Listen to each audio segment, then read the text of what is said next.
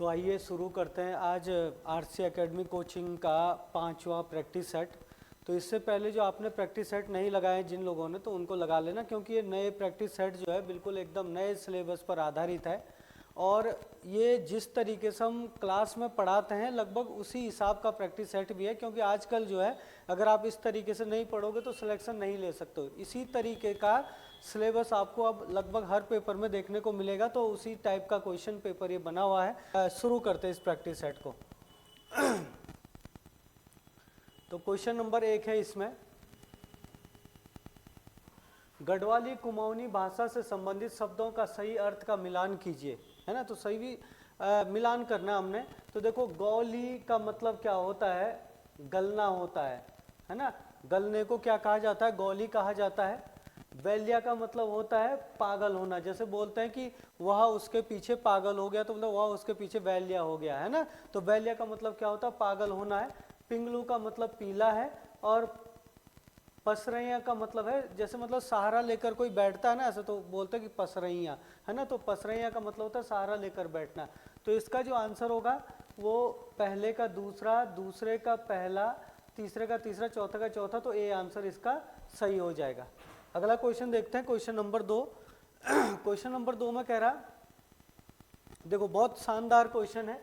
कुलाचार गीत, क्या कह रहा, कुलाचार गीत के लिए इनमें से कौन सा कथन निश्चित रूप से सही है। इसे बिरुदावाली गीत भी कहते हैं, सही है। यह चैती पसारा नृत्य का एक हिस्सा है। तो चैती पसारा नृत्य होता है गढ़वाल में, उससे संबंधित है ये, ठीक है ना। तो ये भी सही है। ओजी जाति के लोग दान दक्षिणा पाने के लिए यह गीत अपने कुल का यशोगान करते हैं। देखो भाई, यहाँ पे वैसे तो बोल तो ठीक रहा, लेकिन एक चीज इसने गलत बोल दिया इसमें। देखो, ओजी जाति के लोग ही इसको गाते हैं और दान दक्षिणा पाने के लिए गाते हैं, है ना। लेकिन ये किसके लिए गाते हैं, ये मतलब घर घर जाकर जो क्या होता है, ब्राह्मण होते हैं या क्षत्रिय होते हैं, तो उनके कुल का यशोगान करते हैं। लेकिन यहाँ पे लिखा है कि अपने कुल का यशोगान करता है। अपने कुल का यशोगान नहीं करते हो, क्षत्रियों के या ब्राह्मणों के कुल का यशोगान करते हैं उनके घर जाके, है ना। तो आपका क्या हो जाएगा, ये वाला गलत हो जाएगा। तो केवल पहला और दूसरा सही होगा। तो पहला और दूसरा मतलब ए, इसका भी आंसर सही है। अगला क्वेश्चन देखते हैं, क्या है, गरीबी की जुआनी और यूंद की जूनी अरकत जाओ, पहाड़ी मुहावरे का अर्थ क्या है। देखो भाई, सबसे पहले तो इनका मतलब समझना। कई बार इसका मतलब पूछ लेगा कि इसका मतलब क्या है, जूनी का मतलब क्या है, इसका मतलब क्या है, इसका किसी का मतलब भी पूछ सकता है। तो देखो, जुआनी का मतलब यहाँ पे जवानी से है। जवानी का मतलब क्या है, जवानी। अर का मतलब यहाँ पे और से है। और ह्यूंद का मतलब यहाँ पे है ठंड से है। ह्यूंद का मतलब ठंड का मौसम, सर्दियों का मौसम। और जूनी का मतलब यहाँ पे चंद्रमा से है, चांद को जूनी बोलते हैं, ठीक है ना। और अरकत का मतलब यहाँ पे है बेकार। अरकत का मतलब है बेकार और जाओ का मतलब जाना। तो कुल मिलाकर वो कह रहा कि गरीबी की जवानी और ठंड की चांदनी, अरकत मतलब बेकार जाती है। तो इसका आंसर क्या हो जाएगा, गरीबी की जवानी और जाड़ों की चांदनी बेकार जाती है। तो इसका आंसर सी बिल्कुल सही है। अगला क्वेश्चन है, कुमाऊनी भाषा में रातें शब्द का अर्थ क्या है। रातें का मतलब सुबह को बोलते हैं, रातें बोलते हैं यहाँ पे सुबह को, ठीक है ना।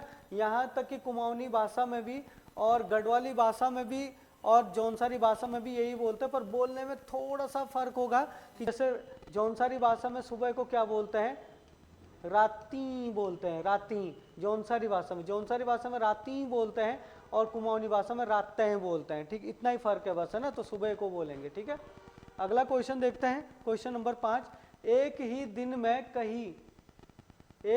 में कहीं जाकर लौटने पर, एक ही दिन में कहीं जाकर लौटने पर एक कुमाऊनी भाषा में शब्द होगा। मतलब जब एक ही दिन कहीं जाता और उसी दिन वापस लौटते तो बोलते हैं कि दिन ही दिन में लौट गया। और दिन ही दिन में लौटने के लिए बोलते हैं दिसौड़ी। तो दिसौड़ी इसका सही आंसर हो जाएगा। तो ए आंसर सही है। रचना या बनावट के आधार पर शब्द रचना की कितनी इकाइयां होती है, इस क्वेश्चन को काफी मैक्सिमम लोगों ने गलत ही किया है ना। रचना या बनावट के आधार पर सोचा कि शब्दों के कितने भेद होते हैं, तब तो आपका आंसर 3 होता है, लेकिन उसने शब्दों के भेद यहाँ पे नहीं पूछे, उसने क्या पूछा है, इकाइयां पूछी है, शब्द रचना की इकाइयां पूछी है। और शब्द रचना की कितनी इकाइयां होती है, देखो भाई शब्द रचना की इकाइयां जो है 4 होती है। कितनी होती है, 4। देखो 4 ऑप्शन में होगा यहाँ पे दिया हुआ। देखो शब्द रचना की कितनी इकाइयां होती है, 4 होती है। और वो कौन कौन सी होती है वो हम बताते हैं। देखो जो शब्दों की रचना की जाती है वो कितने तरीके से की जा सकती है, वो तो होगी शब्द रचना की इकाइयां। लेकिन शब्द कितने प्रकार के होते हैं रचना के आधार पर या बनावट के आधार पर, तो 3 प्रकार के होते हैं। देखो शब्दों के प्रकार पूछेगा, देखो अगर तो शब्दों के प्रकार पूछेगा तो कितने होते हैं, 3। एक होता आपका रूढ़ शब्द, एक होता आपका यौगिक शब्द, और एक होगा आपका योग रूढ़ शब्द। लेकिन यहाँ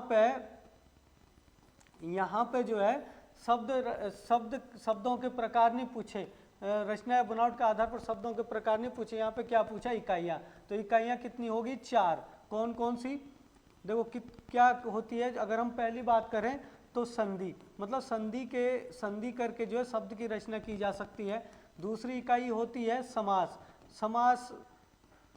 समास बनाकर जो है शब्दों की रचना की जा सकती है। तीसरा होगा आपका प्रत्यय, प्रत्यय को जोड़कर जो है शब्द की रचना की जा सकती है। और चौथा होगा आपका उपसर्ग, तो उपसर्ग जोड़कर जो शब्द की रचना की जा सकती है। तो शब्द रचना की ये 4 इकाइयां होती है, ठीक है ना। चलो अगला क्वेश्चन देखते हैं। क्वेश्चन नंबर 7 में क्या बता रहा है, देखो कौन सा कथन निश्चित रूप से सत्य है। द्वित्व व्यंजन में एक वर्ण स्वर सहित और एक वर्ण स्वर रहित होता है। देखो भाई द्वित्व व्यंजन क्या होता है, जैसे हम लिखते हैं ना दिल्ली, लिखते हैं दिल्ली, तो ये द्वित्व व्यंजन होता है इस टाइप से, है ना। दिल्ली हो गया, या फिर आपने लिख दिया खट्टा, खट्टा, ये भी द्वित्व व्यंजन होगा।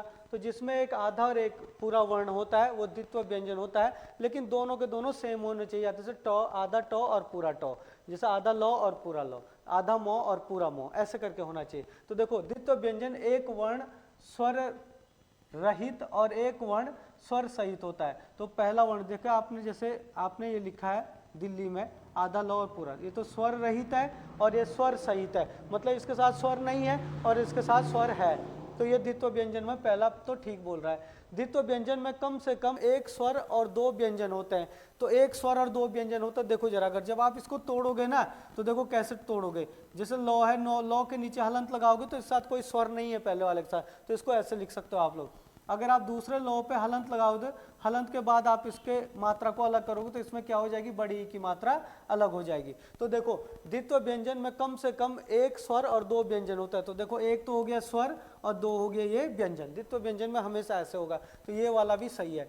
जब संयुक्त अक्षरों में स्वर रहित और स्वर सहित दोनों वर्ण एक समान हो, देखो स्वर रहित भी और स्वर सहित भी दोनों एक समान हो तो उन्हें द्वित्व व्यंजन कहते हैं। तो ये वाला भी सही है। तो आपका क्या हो जाएगा, ए पहला, दूसरा और तीसरा तीनों सही है, ठीक है ना, बिल्कुल सही है। अगला क्वेश्चन देखते हैं। क्वेश्चन नंबर 8 में देखो अनुस्वार किसका कार्य करता है। अनुस्वार किसका कार्य करता है, देखो भाई अगर आप यहाँ पर देखोगे ना तो एक हम विसर्ग की बात करें तो विसर्ग ये होता है जिसके पीछे 2 बिंदु होते हैं। चंद्र बिंदु का प्रयोग होता है अनुनासिक के लिए, अनुनासिक।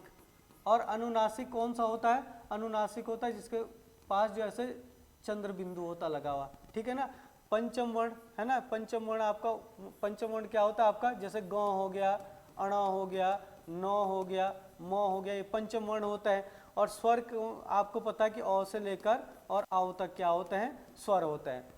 परंतु वो कह रहा अनुस्वार, तो अनुस्वार क्या होता है, इसका क्या होता है, ये तद्भव होता है, अनुनासिक तद्भव होता है। और ये किसका तद्भव होता है, इसका तत्सम क्या होगा, ये होगा। और इसको क्या कहते हैं, अनुस्वार कहते हैं, इसको कहते हैं अनुस्वार है ये। और इसको पंचम वर्ण के जगह जो है यूज किया जाता है। तो इसका आंसर क्या हो जाएगा, सी। देखो ए आई वर्ण कहलाते हैं।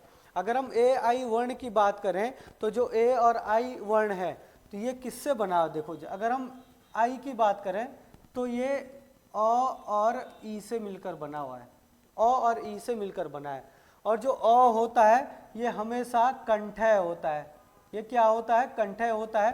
और जो ई होता है, ई हमेशा तालव्य होता है। तो जो अगर आई को हम देखेंगे तो क्या हो जाएगा, ये कंठ तालव्य हो जाएगा, तो कंठ तालव्य इसका आंसर हो जाएगा, तो डी इसका आंसर सही है 9 का। ठीक है ना। अगला क्वेश्चन देखते हैं, जो संज्ञा सर्वनाम आदि शब्दों से जुड़कर नए शब्दों की रचना करते हैं उन्हें क्या कहते हैं। भाई सीधा आसान सी बात है, जो संज्ञा सर्वनाम और विशेषण के संयोग से बनते हैं उन्हें कहते हैं तदित प्रत्यय, और जो धातु या फिर क्रियाओं के संयोग से बनते हैं उनको कहते हैं कृदंत प्रत्यय। ठीक है ना, या कृत प्रत्यय बोल सकते हो आप लोग। ठीक है, अगला क्वेश्चन देखते हैं, स्र का सही संधि विच्छेद क्या होगा। देखो भाई, वैसे तो स्र का संधि विच्छेद क्या होता है, स्र का संधि विच्छेद क्या होता है, श हलंत र हलंत अ, ये इसका संधि विच्छेद होता है। लेकिन यहाँ पे ये वाला ऑप्शन नहीं है। देखो यहाँ पे ये दिया हुआ है, इसके नीचे हलंत होना चाहिए था, इसके नीचे भी हलंत होना चाहिए था, तब जाके सही होता है। तो यहाँ पे हलंत तो नहीं है दिया, इसलिए ये भी क्या आपका गलत। यहाँ पे हलंत दिया हुआ, यहाँ पे हलंत नहीं है, यहाँ भी हलंत होना चाहिए था, तो ये भी गलत है, ये भी गलत है। इसके नीचे देखो तो ये हलंत ठीक है, लेकिन यहाँ पे भी हलंत होना चाहिए था, तब सही होता, लेकिन ये भी गलत है। लेकिन अगर इसकी बात करें तो इसमें देखो, अगर हम बाई चांस इस अ को यहाँ से हटा दें तो हमें ये भी हटाना पड़ेगा, तो हम इसको ऐसे भी लिख सकते हैं, स हलंत र, ऐसे करके, क्योंकि इसके नीचे अगर हलंत नहीं लगा तो समझ लेना कि अ इसके साथ है, तो आपका ये वाला पहले वाला बिल्कुल सही है। ठीक है ना। अगला क्वेश्चन यहाँ पर दे रहा है, इनमें से कौन सा कथन निश्चित रूप से सत्य है। देखो, सभी अंतस्थ व्यंजन अल्प प्राण होता है। अंतस्थ व्यंजन कौन से होते हैं भाई, जो अंतस्थ व्यंजन होते हैं वो कौन से होते हैं, य, र, ल और व, ये अंतस्थ व्यंजन होते हैं। सभी ऊष्म व्यंजन महाप्राण होते हैं, तो सभी ऊष्म व्यंजन महाप्राण, तो ऊष्म व्यंजन कौन से होते हैं, श, स और ह, ये ऊष्म व्यंजन होता है ना। तो ये सभी के सभी महाप्राण होता है, तो ये भी सही, ये भी सही। सभी स्वर अल्प प्राण होते हैं, और स्वर आपके सभी के सभी अल्प प्राण होते हैं, तो सारे के सारे सही है। तो इसका आंसर हो जाएगा डी, आंसर हो जाएगा, पहला दूसरा तीसरा तीनों सही। अगला क्वेश्चन देखते हैं, क्वेश्चन नंबर 13, भाषा को सीखने के लिए कौन सा मनोवैज्ञानिक दृष्टिकोण सही है। तो देखो, भाषा को सीखने के लिए कौन सा मनोवैज्ञानिक दृष्टिकोण सही है। अगर हम जिज्ञासा की बात करें, जिज्ञासा का मतलब होता है कि जानने की इच्छा, मतलब सीखने की इच्छा। अगर आपके अंदर सीखने की इच्छा है तो आप जो है भाषा को सीख सकते हो, नहीं तो नहीं सीख सकते हो। अगर अनुकरण की बात करें, अनुकरण का मतलब है कि जो आपको सिखा रहा है उसके बारे में आप जो है अच्छे से सोचने की कोशिश कर रहे हो या नहीं कर रहे हो, यानी कि अनुकरण करना। आप अनुकरण कर रहे हो या नहीं कर रहे हो, तो ये भी जरूरी। अगर ये नहीं है तो भी आप भाषा नहीं सीख सकते हो। और अभ्यास का मतलब होता है प्रैक्टिस, किसी भी भाषा को सीखने के लिए प्रैक्टिस करना भी जरूरी है। तो सारे के सारे सही है ये, तो डी आपका आंसर हो जाएगा। अगला क्वेश्चन है, जिस वाक्य में दो या दो से अधिक स्वतंत्र उपवाक्य हो और योजकों द्वारा जुड़े, देखो योजकों द्वारा जुड़े हो, योजक का मतलब होता है जैसे और हो गया, तथा हो गया, अथवा हो गया, या हो गया, इनको कहते हैं योजक, है ना। और स्वतंत्र मतलब जो अपने आप में स्वतंत्र, जो दूसरे के ऊपर डिपेंड नहीं होते, तो ऐसा किस में होता है, संयुक्त वाक्य में ही होता है, तो सी इसका आंसर हो जाएगा। अगला क्वेश्चन देखो, क्वेश्चन नंबर 15 देखो, पाऊं महावर दैन को नाइन बैठी आई, फिरी फिरी जानी महावरी एडित मिटती जाए। देखो क्या है कि एक महावर जो है किसी रानी की, वो क्या कहते हैं, पाँव में महावर लगाना है। महावर होता है लाल कलर का, लेकिन यहाँ पे क्या बता रहा है, इस श्लोक का मतलब समझना कि जो वो महावर जब लगा रही थी उसके पाँव में, तो उसने सोचा कि इसके पाँव में पहले से महावर लगा हुआ तो मैं इसको मिटाऊं, जबकि वो महावर नहीं था, वो क्या था, उसके पाँव ही पहले से लाल कलर के थे, हल्का सा जैसे खून के वजह से भी होता है, तो वो कन्फ्यूजन हो गया उसको। और जहाँ पे ऐसा कन्फ्यूजन होता है उसको कहते हैं भ्रम, भ्रम हो गया उसको। तो जहाँ भ्रम होता है वहाँ क्या होता है, भ्रांतिमान अलंकार, मतलब उसने उसके लाल पैरों को ये समझ लिया कि इसके पैर में क्या है, महावर लगा हुआ, तो उसको जो है मिटाने में लगी हुई थी वो, ठीक है ना, तो भ्रम हो गया था, उसको भ्रांतिमान अलंकार होता है।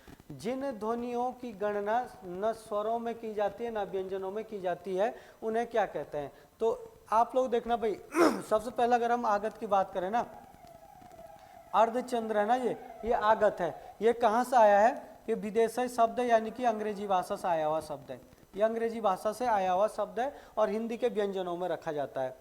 ऊष्म की बात करें तो आपको ऊष्म अभी थोड़ी देर पहले बताया था हमने, श, स, स और ह, ये ऊष्म व्यंजन है, ये भी व्यंजनों में रखे जाते हैं। अगर अंतस्थ व्यंजन की बात करें तो य, र, ल और व, ये अंतस्थ व्यंजन है, ये भी व्यंजनों में रखे जाते हैं। अगर अयोगवाह की बात करें तो अयोगवाह में एक तो होता हमारा अनुस्वर जिसको हम अंग कहते हैं, और एक होता विसर्ग जिसे ये क्या कहते हैं, इस तरीके से आह कहते हैं। तो ये जो है ना तो स्वरों में होता ना व्यंजनों में, इसमें इन्हें स्वर और व्यंजनों के बीच की कड़ी कहा जाता है। तो इसका आंसर क्या हो जाएगा, डी। अगला क्वेश्चन देखना, रंग में भंग किसकी रचना है? तो भाई जो रंग में भंग रचना है ये मैथिली शरण गुप्त की रचना है, बहुत महत्वपूर्ण रचना है, तो इसको ध्यान रखना। रंग में भंग रचना किसकी है? मैथिली शरण गुप्त की रचना, और ये 1909 में प्रकाशित हुई थी। बहुत महत्वपूर्ण, ये पूछा जा सकता है कि रंग में भंग रचना मैथिली शरण गुप्त की किस कब प्रकाशित हुई थी? तो 1909 में प्रकाशित हुई थी, है ना। अगला क्वेश्चन है, जब एक ही माधुर्य वर्ग के वर्णों की आवृत्ति बार बार होती है तो वहाँ कौन सा अलंकार होता है? देखो भाई सबसे पहली बात, ये तो थोड़ा सा ये आसान हो गया। माधुर्य वर्ण मतलब कानों को मधुर लगने वाले वर्णों की जब आवृत्ति होती है तो उसे क्या कहते हैं, श्रुति अनुप्रास अलंकार कहते हैं। लेकिन ये ध्यान रखना कि माधुर्य वर्ण का वर्ग कौन से वर्ग को, जो आपका ट वर्ग होता है ना, ट ठ ड ढ ण, ये जो है माधुर्य वर्ग के वर्ण कहलाते हैं, क्योंकि ये जो है ऐसे होते हैं कि इनको जब बोला जाता है तो ये कानों को मधुर लगने वाले वर्णों में लिया जाता है। तो इसको ध्यान रखना कि ट ठ ड ढ ही क्या होते हैं, माधुर्य वर्ण के माधुर्य वर्ग के वर्ण कहलाते हैं, ठीक है ना। तो श्रुति अनुप्रास अलंकार की तो खैर डेफिनेशन है कि कानों को मधुर लगने वाले वर्णों की जहाँ आवृत्ति होती है वहाँ पे क्या होता है, श्रुति अनुप्रास अलंकार होता है, ठीक है। अगला क्वेश्चन देखना, अजात शत्रु रचना किसकी है? देखो जो ये अजात शत्रु है ये एक नाटक है, और ये किसका नाटक है? जयशंकर प्रसाद का है। भाई बहुत महत्वपूर्ण है, पेपर में आने के चांसेस पूरे पूरे। अब देखो जरा, युद्ध का संधि विच्छेद होगा। देखो अगर हम युद्ध का संधि विच्छेद की बात करें, इसके दो संधि विच्छेद हो सकते हैं। एक तो आपका यू और तो पे हलंत और प्लस ह, युद्ध, ये आपका संधि विच्छेद होगा। दूसरा संधि विच्छेद इसका क्या होगा, यू ध पे हलंत आएगा यहाँ पर ध, है ना। तो जब क्या कहते हैं सेम वर्णों की जो है सेम वर्ण आपस में मिलते हैं तो ये अपने जो मतलब इससे पहले वाला होता है उसमें बदल जाता है, मतलब अपने लघु में बदल जाता है। तो ये लघु में बदलेगा तो ये क्या हो जाएगा आपके पास, यू और द और ध, है ना, या ऐसे लिखो और चाहे आप इसको ऐसे करके लिख दो, तो ये बात एक ही है, ठीक है ना। तो ये वाला सही हो जाएगा, इसके हिसाब से बी वाला आंसर सही है। चलो कुछ रीजनिंग के क्वेश्चन है, 6-7 क्वेश्चन, इनको सॉल्व करते हैं फटाफट, फिर जीएस के और फिर लास्ट में आएंगे आपके उत्तराखंड के क्वेश्चन। तो चलो इनको सॉल्व करते जरा। पहले ए की माता बी की बहन है। देखो जो ए है, ए की माता बी की क्या है, बहन है, ये बी की बहन हो गई। और उसकी पुत्री सी 21 साल की है, मतलब इसकी पुत्री जो कौन है, सी है, वो कितने साल की है, 21 साल की। इसकी पुत्री है सी, 21 साल की है। तो बी किस प्रकार सी से संबंधित है? जो बी है वो सी का मतलब क्या लगता है? तो एक हिसाब से अगर तो ये लड़का हुआ तो ये मातृवंश मामा हो गया, मतलब ये माँ का भाई है तो ये क्या हो गया, मामा। और अगर लड़की होती तो ये क्या हो जाती, इसकी बुआ हो जाती। तो बुआ तो ऑप्शन में है नहीं, तो मातृवंश मामा ही इसका क्या हो जाएगा, आंसर हो जाएगा। ये वाला क्वेश्चन देखना, यदि 1 जनवरी को शुक्रवार है तो एक लीप वर्ष में मार्च का प्रथम दिन क्या होगा? देखो भाई इस टाइप के क्वेश्चन कैसे करते हैं, 1 जनवरी, तो हम क्या करते हैं, 1 जनवरी का पूछ रहा हो तो जनवरी का पूछ रहा है, फरवरी का नहीं पूछ रहा, किसका पूछ रहा है, फिर सीधे मार्च का पूछ रहा है। तो अगर हम देखें तो 1 मार्च का पूछ रहा, मार्च क्या पूछ रहा, मार्च का प्रथम दिन कौन सा होगा, तो 1 मार्च, है ना। तो जनवरी कितने का जाता है, 31 का जाता है। तो हमने क्या करना है कि 1 जनवरी का पूछ रहा ना हो तो 31 में से 1 को माइनस करना, जो पहली वाली डेट है उसको माइनस किया जाता है, तो ये क्या हो जाएगा आपका 30 हो जाएगा। और फरवरी जो है आपका कितने का जाएगा, तो वो कह रहा लीप वर्ष में, तो लीप वर्ष में फरवरी हमेशा 29 का जाता है, तो ये 29 का लिखोगे, जितने का महीना जो होगा। और लास्ट वाला महीना वही लिखते हैं जितने का, मार्च 1 तारीख पूछ रहा तो 1 ही लिखोगे, तो ये क्या हो जाएगा आपका 60 हो जाएगा। अगर आप 60 में लास्ट में 7 का भाग दोगे तो 7 7 49, 7 8 56, कितना बचेगा 4। तो आपको इसमें 4 जोड़ने, सीधे शुक्रवार में 4 जोड़ने हैं, तो शुक्रवार, शनिवार, रविवार, सोमवार, मंगलवार इसका आंसर हो जाएगा। तो बी इसका सही आंसर हो जाएगा। अगला क्वेश्चन देखते हैं, दर्पण में देखी गई घड़ी 3:15 बजे का समय दिखाती है, घड़ी में सही समय क्या होगा। देखो मैंने आपको बताया था कि इसको करने का ना सबसे अच्छा तरीका क्या है, आप घड़ी बनाओ ऐसे करके, यहाँ 12 बजते हैं, यहाँ पे 6, यहाँ पे 3 और यहाँ पे 9। अब आप लोग इसमें जरा बिल्कुल एग्जैक्ट समय बनाओ, जरा समय क्या है, क्या बोल रहा दर्पण में देखा घड़ी को क्या क्या है, घड़ी का सही समय क्या होगा 3:15 बजे, 3:15 बजे दिखा रहा हूँ। 3:15 का मतलब क्या होता है कि 3:15, तो घंटे की सुई तो भाई 3 से थोड़ी आगे होगी, अब मिनट की सुई होगी फिट 3 पे, तो ये 3:15 हो जाएंगे, है ना।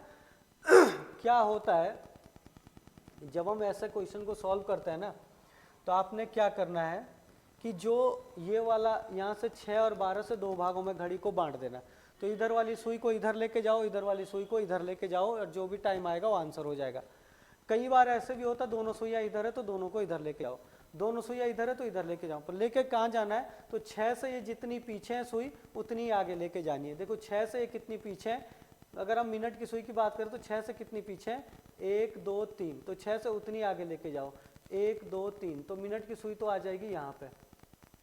और घंटे की सुई 6 से जितनी पीछे उतनी आगे लेके जाओ, घंटे की सुई जो है कितनी पीछे, 1 2 और आधे से ज़्यादा और, तो इधर को भी उतनी जाएगी, 1 2 और आधे से ज़्यादा और, तो घंटे की सुई आपकी यहाँ पे आ जाएगी।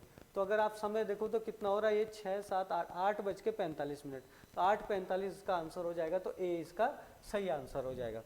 चलो अगला क्वेश्चन देखते हैं। अंग्रेजी वर्णमाला में, देखो ये तो बिल्कुल आसान क्वेश्चन हो गया। अंग्रेजी वर्णमाला में यदि बी को ए कहा जाए, मतलब बी ए हो जाए, पी ओ हो जाए, मतलब ए से बी से पहले ए आता है और पी से पहले ओ आता है, तो के क्या हो जाएगा,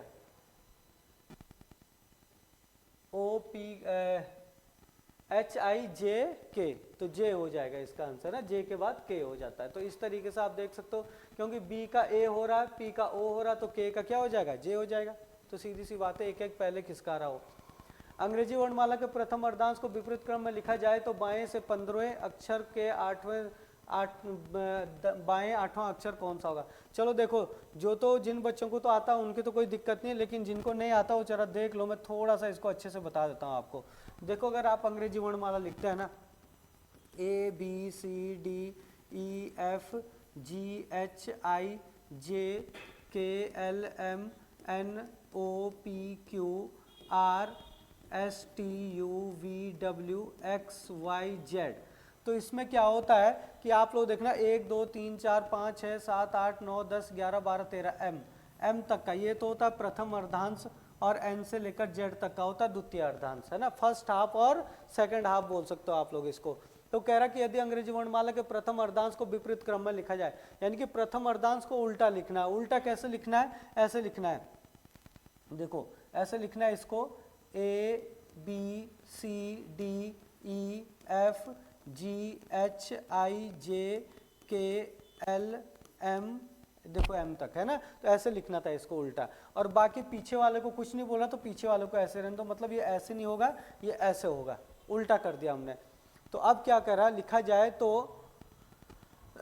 बाएं से 15वें अक्षर के, बाएं से 15, तो बायां हमारा ये होता है, ये होता बायां, बाएं से 15 अक्षर गिनोगे तो 1 2 3 4 5 6 7 8 9 10 11 12 13 14 15, ये आ गया 15 अक्षर यहाँ पे। बाएं से 15वें अक्षर के बाएं 8वां अक्षर कौन सा होगा। अब यहाँ पे हम तो बायां किधर हो जाएगा, इधर हो जाएगा, तो 8वां अक्षर कौन सा होगा, तो गिनो यहाँ से 8वां, तो 1 2 3 4 5 6 7 8, तो जी इसका आंसर हो जाएगा, तो सी इसका सही आंसर हो जाएगा।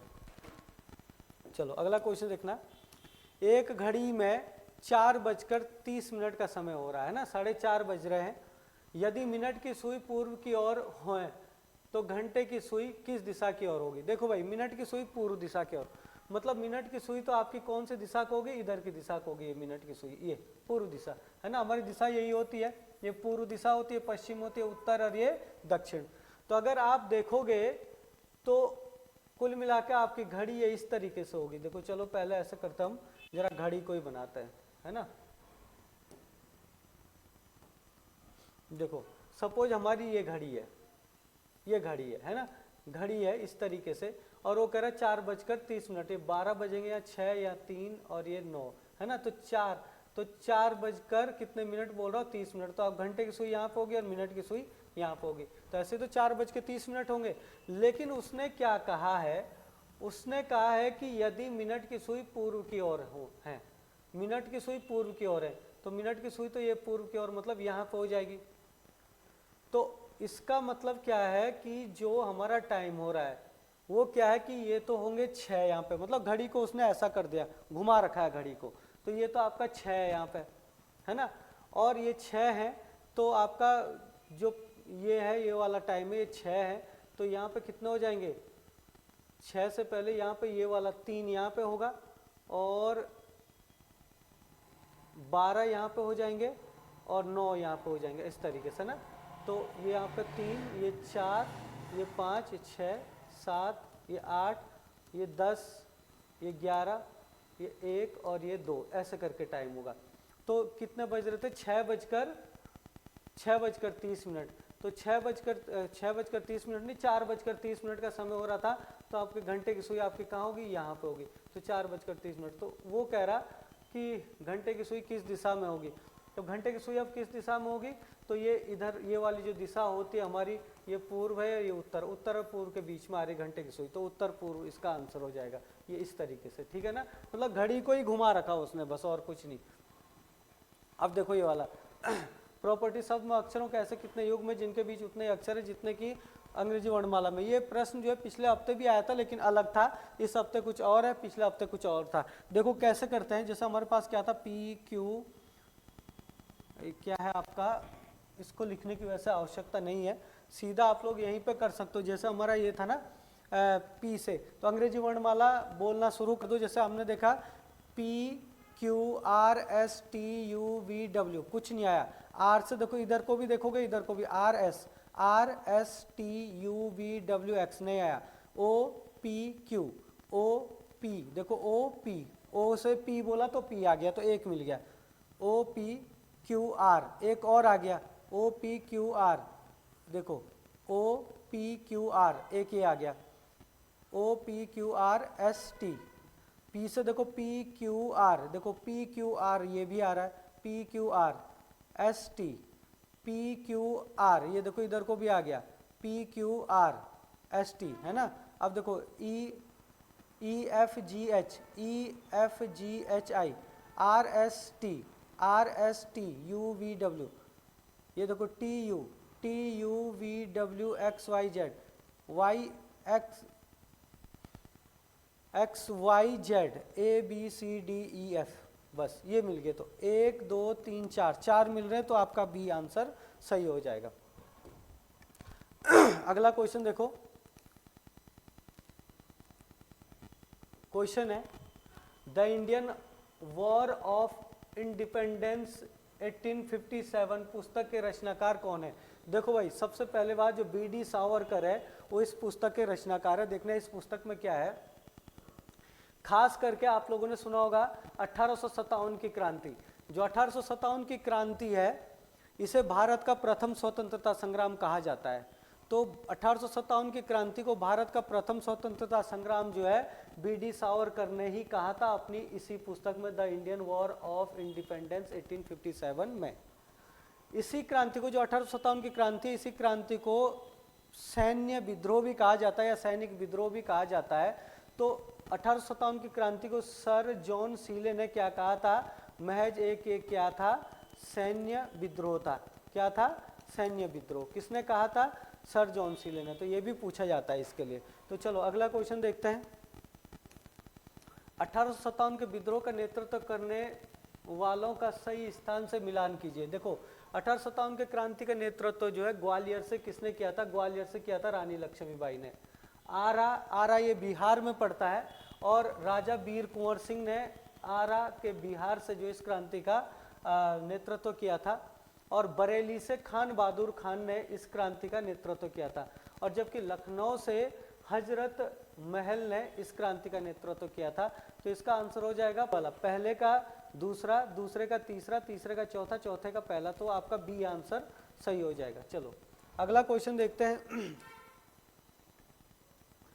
इनमें से किस केंद्र शासित प्रदेश के शासक को मुख्य आयुक्त कहा जाता है? बहुत महत्वपूर्ण प्रश्न है।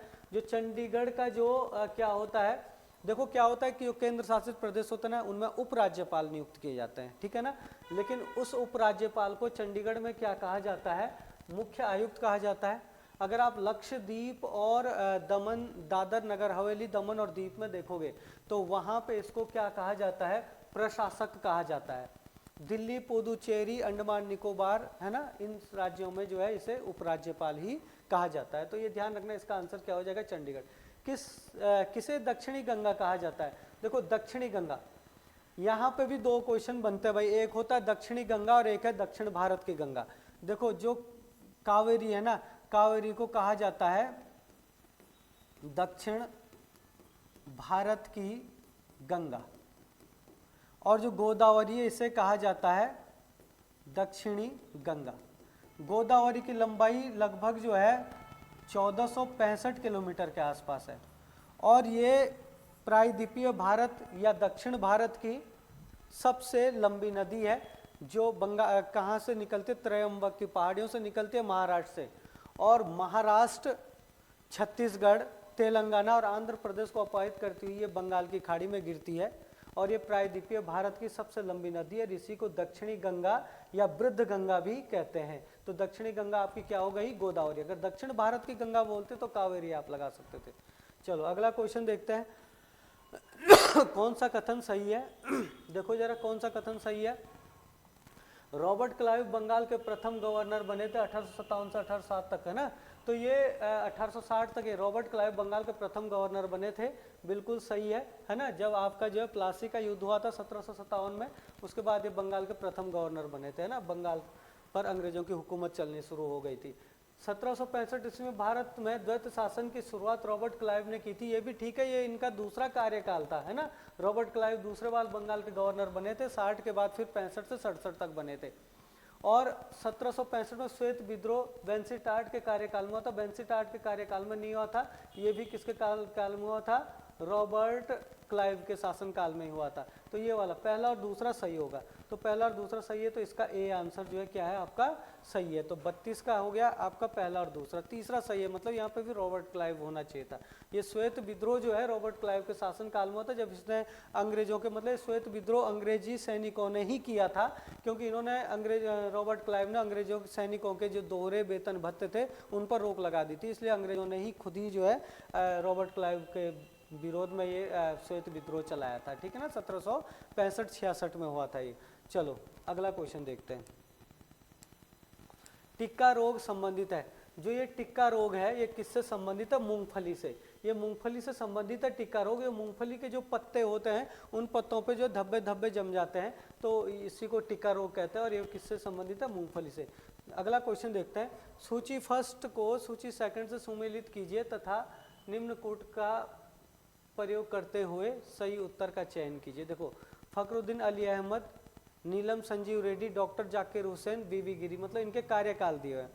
देखो इसमें यहाँ पे आपको बता दूं कि जो फखरुद्दीन अली अहमद है, इनका जो कार्यकाल था ना वो 1774 से 1777 तक था।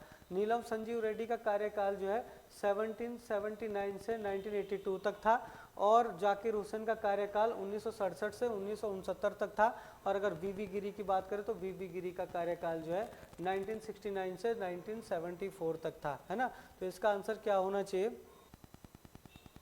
पहले का दूसरा, दूसरे का तीसरा, तीसरे का चौथा, चौथे का पहला, तो सी इसका सही आंसर हो जाएगा, है ना। चलो अगला क्वेश्चन देखते हैं। समताप मंडल के संबंध में निम्न में से कौन सा कथन निश्चित रूप से असत्य? कौन सा कथन असत्य? असत्य कथन ढूंढना है। तो समताप मंडल का विस्तार 50 किलोमीटर की ऊंचाई तक पाया जाता है, तो ये बिल्कुल सही है, ये सही है। समताप मंडल की सीमा आयन मंडल से मिलती है। देखो समताप मंडल की सीमा जो है आयन मंडल से नहीं मिलती है, ये आपका गलत हो जाएगा, है ना। तो चलो हम इसको बताते हैं जरा, इसमें क्या है। इस मंडल में बादलों का अभाव पाया जाता है, ये भी ठीक है, और इस मंडल में धूल कण और जलवाष्प की मात्रा काफ़ी कम पाई जाती है, तो ये भी आपका ठीक है। तो यही वाला गलत हो जाएगा आपका, तो इसी को आंसर माना जाएगा। देखो क्या होता है कि अगर हम देखें तो देखो सबसे पहले आपका क्या आता है? क्षोभ मंडल आता है। क्या आता है? क्षोभ मंडल। क्षोभ मंडल से जो ऊपर होता है उसके ऊपर आता है आपका समताप मंडल, समताप मंडल है ना, मंडल, मध्य मंडल है ना। तो आयन मंडल में तो इसकी परत होती नहीं, आयन मंडल से नहीं मिलती है इसकी, है ना। तो इसको ध्यान रखना। तो ये क्षोभ मंडल की एक दूसरी परत है, ठीक है ना, वायुमंडल की दूसरी परत भी बोल सकते हो आप लोग समताप मंडल को। यही आपका गलत हो जाएगा। अगला क्वेश्चन है 36, गरजती चालीसा या प्रचंड पचासा एवं चीखता साठा क्या है? तो भाई देखना आप, इसका आंसर है ये दक्षिणी गोलार्ध में पश्चिमी पवन है भाई। देखना इसमें क्या है कि ये गरजती चालीसा इसलिए कि ये 40 डिग्री से, है ना, या प्रचंड पचासा, ये 40 डिग्री से खास करके 50 डिग्री दक्षिणी अक्षांश रेखा के बीच जो है एक बहुत ही पावरफुल जो है पवन है ना, जो पश्चिम दिशा से बहती है और जो विषुवत रेखा के तरफ से जो है ये आती है, और क्या कहते हैं पृथ्वी के घूर्णन के कारण जो है इसमें ज़्यादा ये रहता है, और या फिर ये बोल सकते हो विषुवत रेखा से जो ध्रुवों की ओर जो चलती है आपकी पवन है, उसके कारण ये उत्पन्न होती है। तो बहुत महत्वपूर्ण है, इम्पॉर्टेंट है, एग्जाम के लिए किसी भी एग्जाम में पूछा जा सकता है। अगला क्वेश्चन देखो जरा, 37 है, सूची फर्स्ट को सूची सेकंड के साथ सुमेलित कीजिए।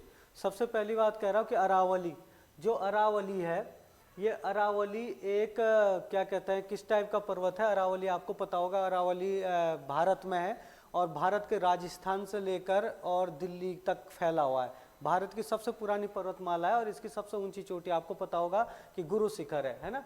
तो ये अरावली एक अवशिष्ट पर्वत है भाई, है ना। क्या है ये? अवशिष्ट पर्वत है। तो इसको थोड़ा सा आपको ध्यान रखना है। अगर हम बात करें इस ब्लैक फॉरेस्ट की, तो ये ब्लैक फॉरेस्ट जो है एक ब्लॉक पर्वत है, और ये ब्लैक फॉरेस्ट कहाँ पे है? ये ब्लैक फॉरेस्ट है जर्मनी के दक्षिण पश्चिम में स्थित है, ठीक है ना। अगर हम बात करें माउंट कोटोपैक्सी की, तो माउंट कोटोपैक्सी एक ज्वालामुखी पर्वत है। माउंट कोटोपैक्सी एक ज्वालामुखी पर्वत है और ये माउंट कोटोपैक्सी जो इक्वाडोर में स्थित है। और अगर आप अल्प्स पर्वत की बात करेंगे तो अल्प्स पर्वत यूरोप में है, और ये जो है एक प्रकार का क्या है? बलित पर्वत है ना। तो इसको ध्यान रखना आप लोग। अगर देखोगे आप लोग तो इसका आंसर क्या हो जाएगा कि ए का दूसरा हो जाएगा, ए का दूसरा, ये बी का आपका चौथा हो गया, सी का आपका पहला हो गया और डी का आपका तीसरा हो गया। तो आपका क्या हो जाएगा? बी वाला आंसर बिल्कुल सही हो जाएगा। अगला क्वेश्चन देखते हैं, भारत के राष्ट्रपति के निर्वाचन के संदर्भ में निम्नलिखित में से विचार कीजिए। देखो, राष्ट्रपति के निर्वाचन में जो एमएलए होता है यानी कि विधायक होता है, विधायक के वोट का मूल्य अलग अलग राज्यों में अलग अलग होता है, बिल्कुल एकदम, क्योंकि विधायक के वोट का मूल्य जो वहाँ की जनसंख्या और विधानसभा के सदस्यों के ऊपर डिपेंड करता है। क्योंकि इसकी जब सदस्यों की जब एक राष्ट्रपति के वोट के लिए जब ये वोट देते हैं तो इसके एक वोट का मूल्य कैसे निकाला जाता है कि उस राज्य की सभी जनसंख्या बटे विधायकों की संख्या और गुणा 1000 से भाग दिया जाता है। तो इस तरीके से इसकी संख्या निकाली जाती है। दूसरी बात, अगर लोकसभा के सदस्यों का वोट का मूल्य राज्यसभा के सदस्यों के वोट के मूल्य के अधिक होता, अधिक नहीं होता बल्कि बराबर होता, तो इसका केवल पहला सही है। तो केवल पहला सही हो जाएगा, तो ए ही इसका आंसर हो जाएगा। अगला क्वेश्चन देखते हैं, लोकायुक्त विधेयक 2022 पारित करने वाला पहला राज्य कौन सा है? तो लोकायुक्त विधेयक 2022 में पारित हुआ था। सबसे पहले किसने किया था पारित? अब तो खैर सभी राज्यों में पारित करना अनिवार्य है, लेकिन महाराष्ट्र ने किया था सबसे पहले 2022 में पारित। और इसमें जो, ठीक है ना, भारत में उच्चतम न्यायालय में निम्नलिखित मामलों में से किसने माना था कि मौलिक अधिकारों में संशोधन नहीं किया जा सकता? तो आपको ध्यान रखना है, ये जो है गोलकनाथ बनाम पंजाब राज्य 1967 में जो है ये आया था, ये लाया गया था ये मामला गोलकनाथ बनाम पंजाब राज्य, पंजाब गोलकनाथ बनाम पंजाब राज्य था 1967 में। यहाँ पे इसमें जो 11 जजों की बेंच बैठी थी भाई, कितने जजों की? 11 जजों की बेंच थी। इसको भी पूछ सकता पेपर में। और इसी में सर्वोच्च न्यायालय ने सबसे पहले माना था कि संसद द्वारा मूल अधिकारों में जो है बदलाव नहीं किया जा सकता या संशोधन नहीं कर सकते हैं, ठीक है ना। तो डी इसका सही आंसर है। अगला क्वेश्चन देखते हैं, कुचिपुड़ी नृत्य कहाँ प्रारंभ हुआ था, मतलब किस राज्य से संबंधित है? तो आंध्र प्रदेश से संबंधित है। अब तो कई जगह मनाया जाता है, लेकिन कुचिपुड़ी जो है आंध्र प्रदेश का है। अगर देखा, चलो, भारत में दूसरा परमाणु विस्फोट कब किया गया था? तो आप लोग देखना, ये बहुत ही महत्वपूर्ण क्वेश्चन है, इसके बारे में थोड़ा डिटेल में बताता हूँ। पहला और दूसरा परमाणु विस्फोट जो है बार बार पूछा जाता है पेपर में, है ना। तो जो पहला परमाणु विस्फोट जो हुआ था वो हुआ था 18 मई 1974 को। 18 मई 1974 को हुआ था और इसके ऑपरेशन का नाम था इस्माइल बुद्धा। इस ऑपरेशन का नाम क्या था? इस्माइल बुद्धा। और जो दूसरा ऑपरेशन हुआ था वो 11 और 13 मई को हुआ था। 11 और 13 मई को हुआ था 1998 में 1998 में हुआ था और इसका नाम था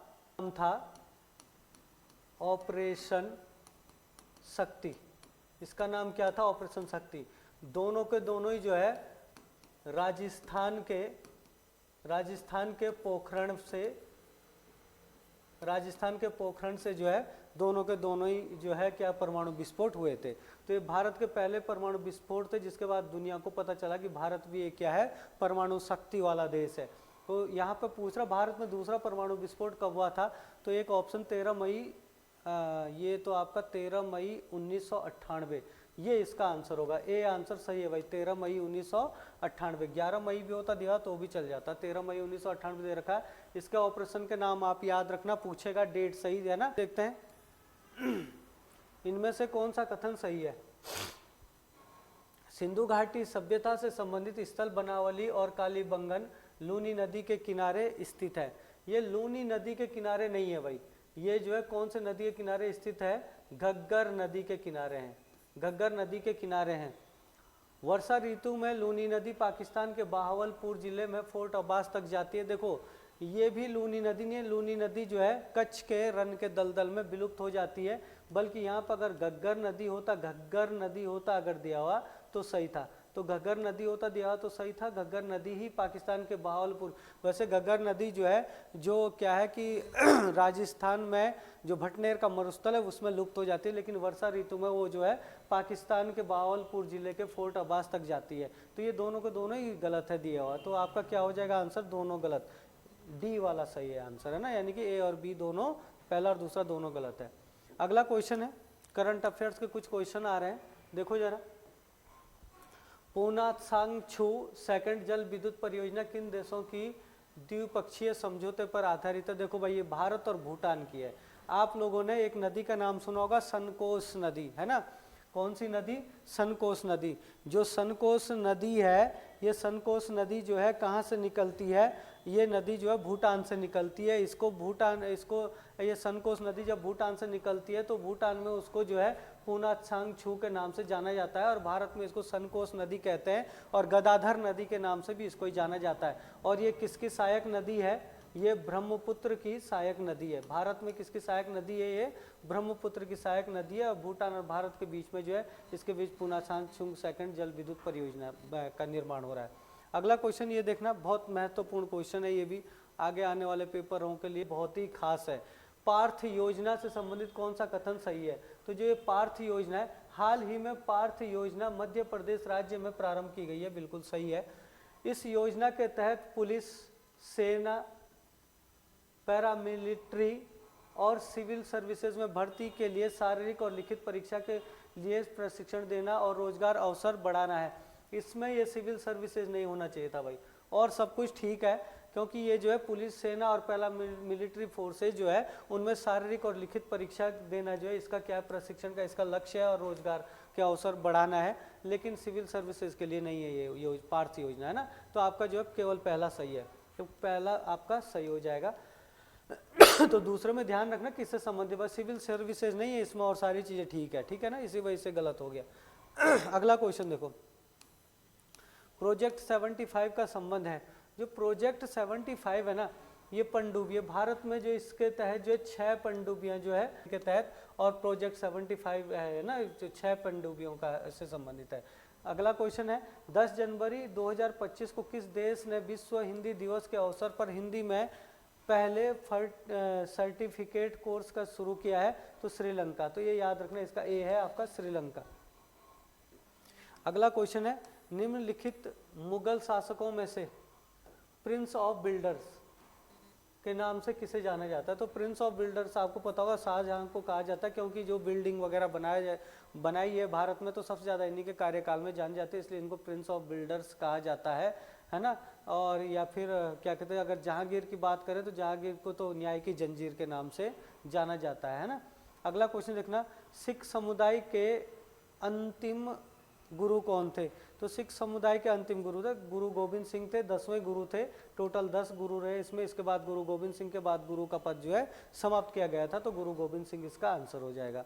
अगला क्वेश्चन देखो, किस नदी घाटी को कंठाल की गंगा कहा जाता है? देखो भाई, ये जो नदी घाटी है ना, आप लोगों ने माही नदी को देखा होगा। जो माही नदी है आपके मध्य प्रदेश से निकलती है, मध्य प्रदेश से राजस्थान में, और राजस्थान से गुजरात में, और गुजरात के बाद ये बंगाल के अरब सागर में गिर जाती है। ये जो माही नदी ये कर्क रेखा को 2 बार काटती है। एक तो ये इससे महत्वपूर्ण पॉइंट है, कर्क रेखा को 2 बार काटती है। दूसरी बात, माही नदी जो है दक्षिणी राजस्थान को अपवाहित करती है, और जो दक्षिणी राजस्थान वाला एरिया है ना, उसी एरिया को क्या कहते हैं? कंठाल क्षेत्र कहते हैं। तो कंठाल क्षेत्र कहते हैं, तो कंठाल क्षेत्र के लिए बहुत महत्वपूर्ण है नदी, इसलिए कंठाल की गंगा कहते हैं। और दूसरी बात, दक्षिणी राजस्थान की स्वर्ण रेखा भी कहते हैं इसको, दक्षिणी राजस्थान की स्वर्ण रेखा, क्योंकि दक्षिणी राजस्थान जो कंठाल वाला क्षेत्र है वहाँ के लिए बहुत महत्वपूर्ण है नदी। चलो अगला क्वेश्चन देखते हैं, माही नदी इसका आंसर होगा है। अगला क्वेश्चन है,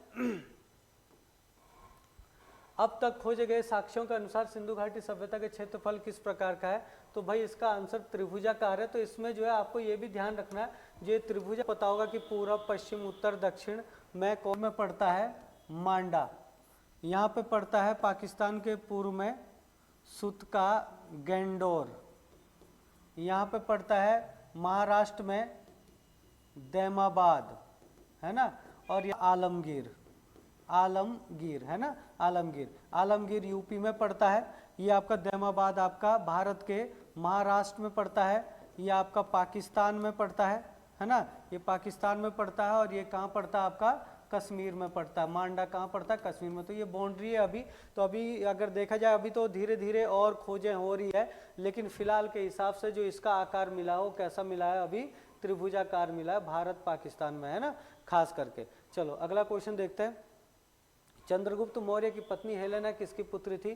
तो जो चंद्रगुप्त मौर्य है, इनकी पत्नी जो हेलेना थी वो सेल्यूकस निकेटर की पुत्री थी। सेल्यूकस ने जब भारत पर आक्रमण किया था तो चंद्रगुप्त मौर्य ने इन्हें पराजित कर दिया था, और फिर शर्त के अनुसार इनकी पुत्री जो आपकी थी हेलेना से क्या किया था? चंद्रगुप्त मौर्य ने विवाह किया था, तो इसको अपनी पुत्री छोड़नी पड़ी थी इनके पास, है ना।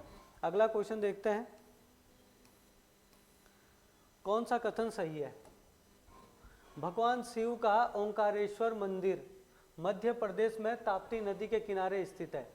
देखो भाई, जो ओंकारेश्वर मंदिर है ये मध्य प्रदेश में है, लेकिन और भगवान शिव के 11 ज्योतिर्लिंगों में से एक है, बहुत महत्वपूर्ण है। ये ताप्ती नदी के किनारे नहीं है, ये नर्मदा नदी के किनारे है। किस नदी के किनारे है? नर्मदा नदी के किनारे। तो पहला तो गलत हो गया भाई। अमरकंटक की पहाड़ियों से निकलने वाली नर्मदा नदी को रेवा नदी के नाम से भी जाना जाता है। बिल्कुल सही है, अमरकंटक की पहाड़ियों से निकलती है नर्मदा नदी, और इसको रेवा नदी के नाम से भी क्या है? जाना जाता है। दूसरा सही है। तीसरा है, ताप्ती नदी का उद्गम मध्य प्रदेश में मलताई नामक स्थान से होता है, जो विंध्याचल पर्वत में स्थित है। देखो, ताप्ती नदी का जो उद्गम है ना वो मध्य प्रदेश में होता है, मलताई नामक स्थान से ही होता है। लेकिन जो मलताई है ना वो विंध्याचल पर्वत में नहीं है। ये मलताई जो है कहाँ पे है? सतपुड़ा में। मलताई कहाँ पे पड़ता है? सतपुड़ा की पहाड़ियों पर पड़ता है, जिसकी सबसे ऊंची चोटी धूपगढ़ी है। सतपुड़ा की सबसे ऊंची चोटी कौन सी है? धूपगढ़ी। और उसी धूपगढ़ी के आसपास पलता है आपका क्या? मलताई, और वहां से निकलती है आपकी ताप्ती नदी। तो तीसरा भी गलत हो गया, पहला भी गलत हो गया, केवल दूसरा सही है। तो इसका सी आंसर सही हो जाएगा। अगला क्वेश्चन है,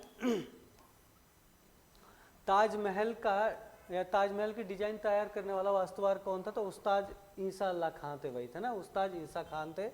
तो इसको आप लिख सकते हो, ताजमहल का डिजाइन इन्होंने तैयार किया था। अगला क्वेश्चन है, बौद्धों के विश्वास के अनुसार गौतम बुद्ध का अगला अवतार किसे माना गया? तो गौतम बुद्ध का जो अगला अवतार होगा वो मैत्रेय होगा भाई।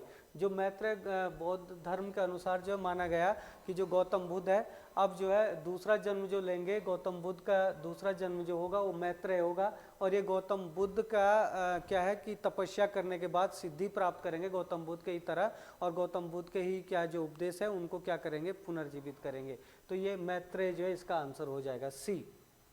भारत की प्रथम महिला शासक कौन बनी थी, मतलब भारत की पहली महिला शासिका कौन बनी थी, तो रजिया बेगम बनी थी भाई। और रजिया बेगम जो आपको पता है इल्तुतमिश की क्या थी, ये बेटी थी, और ये जो है 1236 से और 1240 तक जो है दिल्ली सल्तनत पर शासन किया था रजिया बेगम ने ना, या रजिया सुल्तान बोलेंगे या रजिया बेगम बोलेंगे, ठीक है ना। तो ये जो है आपका बी आंसर सही हो जाएगा। अगला क्वेश्चन है कौन सा कथन निश्चित रूप से सत्य है। देखो क्या कह रहा है, डल झील जम्मू कश्मीर के बांडीपोरा जिले में स्थित है, जिसे श्रीनगर का गहना या कश्मीर का मुकुट भी कहा जाता है। तो देखो भाई जो डल झील है ये जम्मू कश्मीर के बांडीपोरा जिले में नहीं है। डल झील जो है श्रीनगर जिले में स्थित है। कहाँ पे है, श्रीनगर में। इसे श्रीनगर का गहना भी कहते हैं और कश्मीर का मुकुट भी कहते हैं, और सारी चीजें सही है, लेकिन ये बांडीपोरा इसमें गलत लिख दिया। वुलर झील भारत में ताजे पानी की सबसे बड़ी झील है, ये तो सही है, जो झेलम नदी पर श्रीनगर जिले में स्थित है। श्रीनगर जिले में स्थित नहीं है, और सब ठीक लिखा। यहाँ पे आपका बांदीपोरा लिखना था, यहाँ पे बांदीपोरा जिला होगा। जो वुलर झील है वो बांदीपोरा जिले में स्थित है, और वुलर झील ताजे पानी की सबसे बड़ी झील है भारत में, और झेलम नदी के रास्ते पर ही स्थित है, लेकिन श्रीनगर जिले में नहीं है, बांदीपोरा में है। तो दोनों के दोनों ही गलत दे रखा है। यहाँ पे बांदीपोरा, यहाँ श्रीनगर, यहाँ पे श्रीनगर होना चाहिए था और यहाँ पे बांदीपोरा होना चाहिए था, है ना। तो ये गलत दे रखा, तो दोनों ए और बी दोनों क्या है आपके, पहला और दूसरा दोनों ही गलत है। देखो किस अनुच्छेद में समान न्याय और निःशुल्क विधि सहायता की चर्चा की गई है। देखो भाई अगर आप यहाँ पे देखोगे ना, अनुच्छेद 38 की अगर हम बात करें तो अनुच्छेद 38 में क्या कह रहा है कि जो अनुच्छेद 38 है उसमें 3 प्रकार के न्याय की बात करता है। कौन सा, सामाजिक,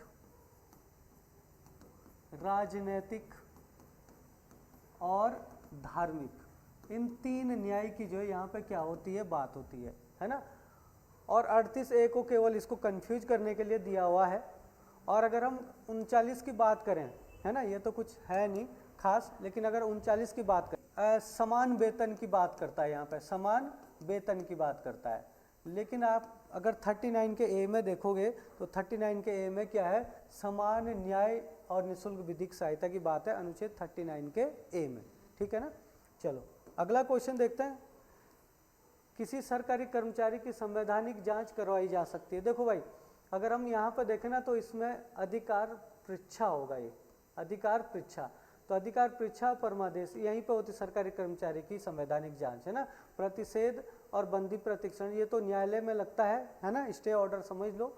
और आपका जो बंदी प्रत्यक्षीकरण की अगर बात करें तो बंदी को जैसे प्रत्यक्ष बंदी, जो किसी व्यक्ति को बंदी बनाया जाता है तो उसको 24 घंटे के अंदर अंदर कोर्ट में पेश करना पड़ता है, नहीं तो आप ये याचिका दायर कर सकते हो कि हमारे जो व्यक्ति था उसे कोर्ट में पेश क्यों नहीं किया 24 घंटे के अंदर अंदर। तो बंदी प्रत्यक्षीकरण हो गया। अधिकार परीक्षा की बात और परमादेश की बात करें तो ये सरकारी कर्मचारियों पर लगती दोनों। यहाँ सरकारी कर्मचारी की संवैधानिक जांच की बात कर रहा है, तो परमादेश का मतलब तो ये है कि अगर कोई सरकारी कर्मचारी अपनी ड्यूटी सही से नहीं निभा रहा तो उस पर जो है परमादेश की याचिका दायर की जा सकती है, कि मतलब परम आदेश आ जाएगा ऊपर से कि तुम क्यों नहीं कर रहे अपनी ड्यूटी। अधिकार परीक्षा का मतलब अगर कोई सरकारी कर्मचारी अपनी ड्यूटी तो कर रहा है, लेकिन अपनी ड्यूटी के साथ साथ दूसरा काम भी कोई कर रहा है, अपनी ड्यूटी से बाहर का काम कर रहा है, तो उस पर उसकी जो संवैधानिक जांच की जा सकती है। तो अधिकार परीक्षा इसका सही आंसर होगा। संवैधानिक जांच अधिकार परीक्षा में की जाती है, ठीक है, इसको ध्यान रखना। अगला क्वेश्चन है, महाभियोग प्रक्रिया के लिए किसी भी सदन में कितने सदस्यों द्वारा प्रस्ताव लाया जाता है। देखो जो महाभियोग प्रक्रिया चलाई जाती है, महाभियोग प्रक्रिया जैसे आपका क्या है कि लोकसभा और राज्यसभा, लोकसभा और राज्यसभा में चलाई जाती है। तो लोकसभा में लाया जाएगा या राज्यसभा में, कहीं भी लाया जा सकता महाभियोग प्रस्ताव, लेकिन 1/4 सदस्यों के द्वारा पहले लाया जाता है, और फिर जो लोकसभा में जैसे लाया गया 1/4 या राज्यसभा में लाया गया, तो फिर यहाँ पे पारित करना पड़ेगा कितने सदस्यों के द्वारा, 2/3 बहुमत से पारित करना पड़ेगा। फिर 14 दिन की पूर्व सूचना के बाद दूसरे सदन में फिर यहाँ पे भी 2/3 सदस्यों के द्वारा पारित करना पड़ेगा, और फिर आपका महाभियोग प्रक्रिया के द्वारा पद से राष्ट्रपति को हटाया जाएगा, या फिर जिस पर भी महाभियोग प्रक्रिया चलाई जा रही है। तो ये चीजें यहाँ पे, तो इसका आंसर हो जाएगा प्रक्रिया के लिए सदन में कितने सदस्यों द्वारा प्रस्ताव लाया जाता है। प्रस्ताव लाने के लिए 1/4 सदस्य चाहिए भाई, 1/4 आपका डी आंसर आपका सही होगा। और बाकी पारित करने के लिए कितने 2/3 सदस्यों के द्वारा पारित करना होता है। इसके बाद उत्तराखंड का क्वेश्चन है, तो उत्तराखंड का क्वेश्चन आपको उत्तराखंड वाले सर करवाएंगे सॉल्व। तो आगे उत्तराखंड का देखो जरा। चलो भाई, यहाँ पर क्वेश्चन नंबर 61 उत्तराखंड का पार्ट शुरू हुआ है। क्वेश्चन नंबर 61, निम्न कुमाऊं परिषद के अधिवेशनों का सही मिलान कीजिए। तो एक साइड आपके कुमाऊं परिषद है, दूसरे साइड उनसे संबंधित स्थान है, किस स्थान पर ये कुमाऊं परिषद हुए हैं। तो समझिएगा, पहला जो प्रश्न यहाँ पर देखेगा, ठीक है, प्रथम अधिवेशन आपको पता है अल्मोड़ा में होता है। द्वितीय अधिवेशन की अगर हम बात करें हल्द्वानी में होगा। तृतीय अधिवेशन की अगर हम बात करते हैं यहाँ पर कोटद्वार में, और चतुर्थ अधिवेशन हमारा काशीपुर में होगा। यहाँ पर देखें 1 3 4 2 1 3 4 2, तो 1 3 4 2 जहां पर होगा 1 3 4 2, तो ऑप्शन नंबर डी सही होगा। समझिएगा, यहाँ पर कुमाऊं परिषद सबसे इंपॉर्टेंट क्वेश्चनों में से एक आ जाता है। कुमाऊं परिषद स्थापना की बात करें, कि कब स्थापना होती है, तो आपको पता है कि इसकी स्थापना 1916 में 30 सितंबर 1916 को मझेड़ा कोई जगह पड़ती है अल्मोड़ा में, तो मझेड़ा अल्मोड़ा में इसकी स्थापना होती है 1916 में, 30 सितंबर 1916 में। अच्छा, किसके द्वारा की जाती है, तो बहुत सारे व्यक्ति इसमें शामिल होते हैं। यहाँ पर बद्रीदत्त पांडे का नाम आ जाता है, हरगोविंद पंत का नाम आ जाता है, गोविंद बल्लभ पंत का नाम आ जाता है, लक्ष्मीदत्त शास्त्री का नाम आ जाता है, मोहन सिंह का नाम आ जाता है, मोहन सिंह दरमोला का नाम आ जाता है। यहीं पर अगर हम बात करें नारायण सिंह छिमवाल का नाम आ जाता है, तमाम इंदुलाल शाह आ जाता है। तमाम लोगों के द्वारा यहाँ पर अल्मोड़ा परिषद की स्थापना की जाती है, कुमाऊं परिषद की स्थापना की जाती है। विशेष याद रखना, पहला जो अधिवेशन हुआ था इसकी अध्यक्षता किसने की थी। प्रथम अधिवेशन की बात करें तो यहाँ पर इसकी अध्यक्षता जयदत्त जोशी के द्वारा की जाती है।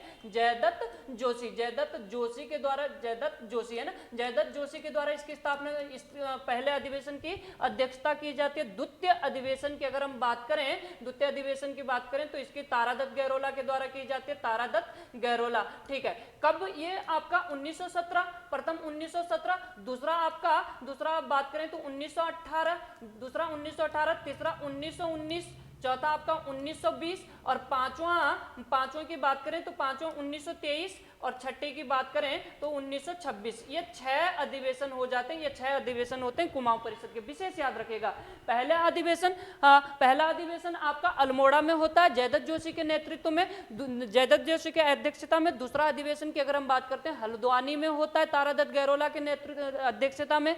तीसरे अधिवेशन की अगर हम बात करें तो कोटद्वार में होता है, सबसे इंपोर्टेंट अधिवेशन कोटद्वार में होता है राय बहादुर बद्रीदत्त जोशी के अध्यक्षता में। चौथे अधिवेशन की बात करें काशीपुर में होता है, ये आपका हरगोविंद पंत के अध्यक्षता में। पांचवें अधिवेशन की बात करें 1923 में होता है, यह आपका पांचवा अधिवेशन की अगर हम बात करें 1923 में होता है। मुकुंदी लाल के अध्यक्षता में होगा पांचवा अधिवेशन। ठीक है, थोड़ा सा देखेगा इसको।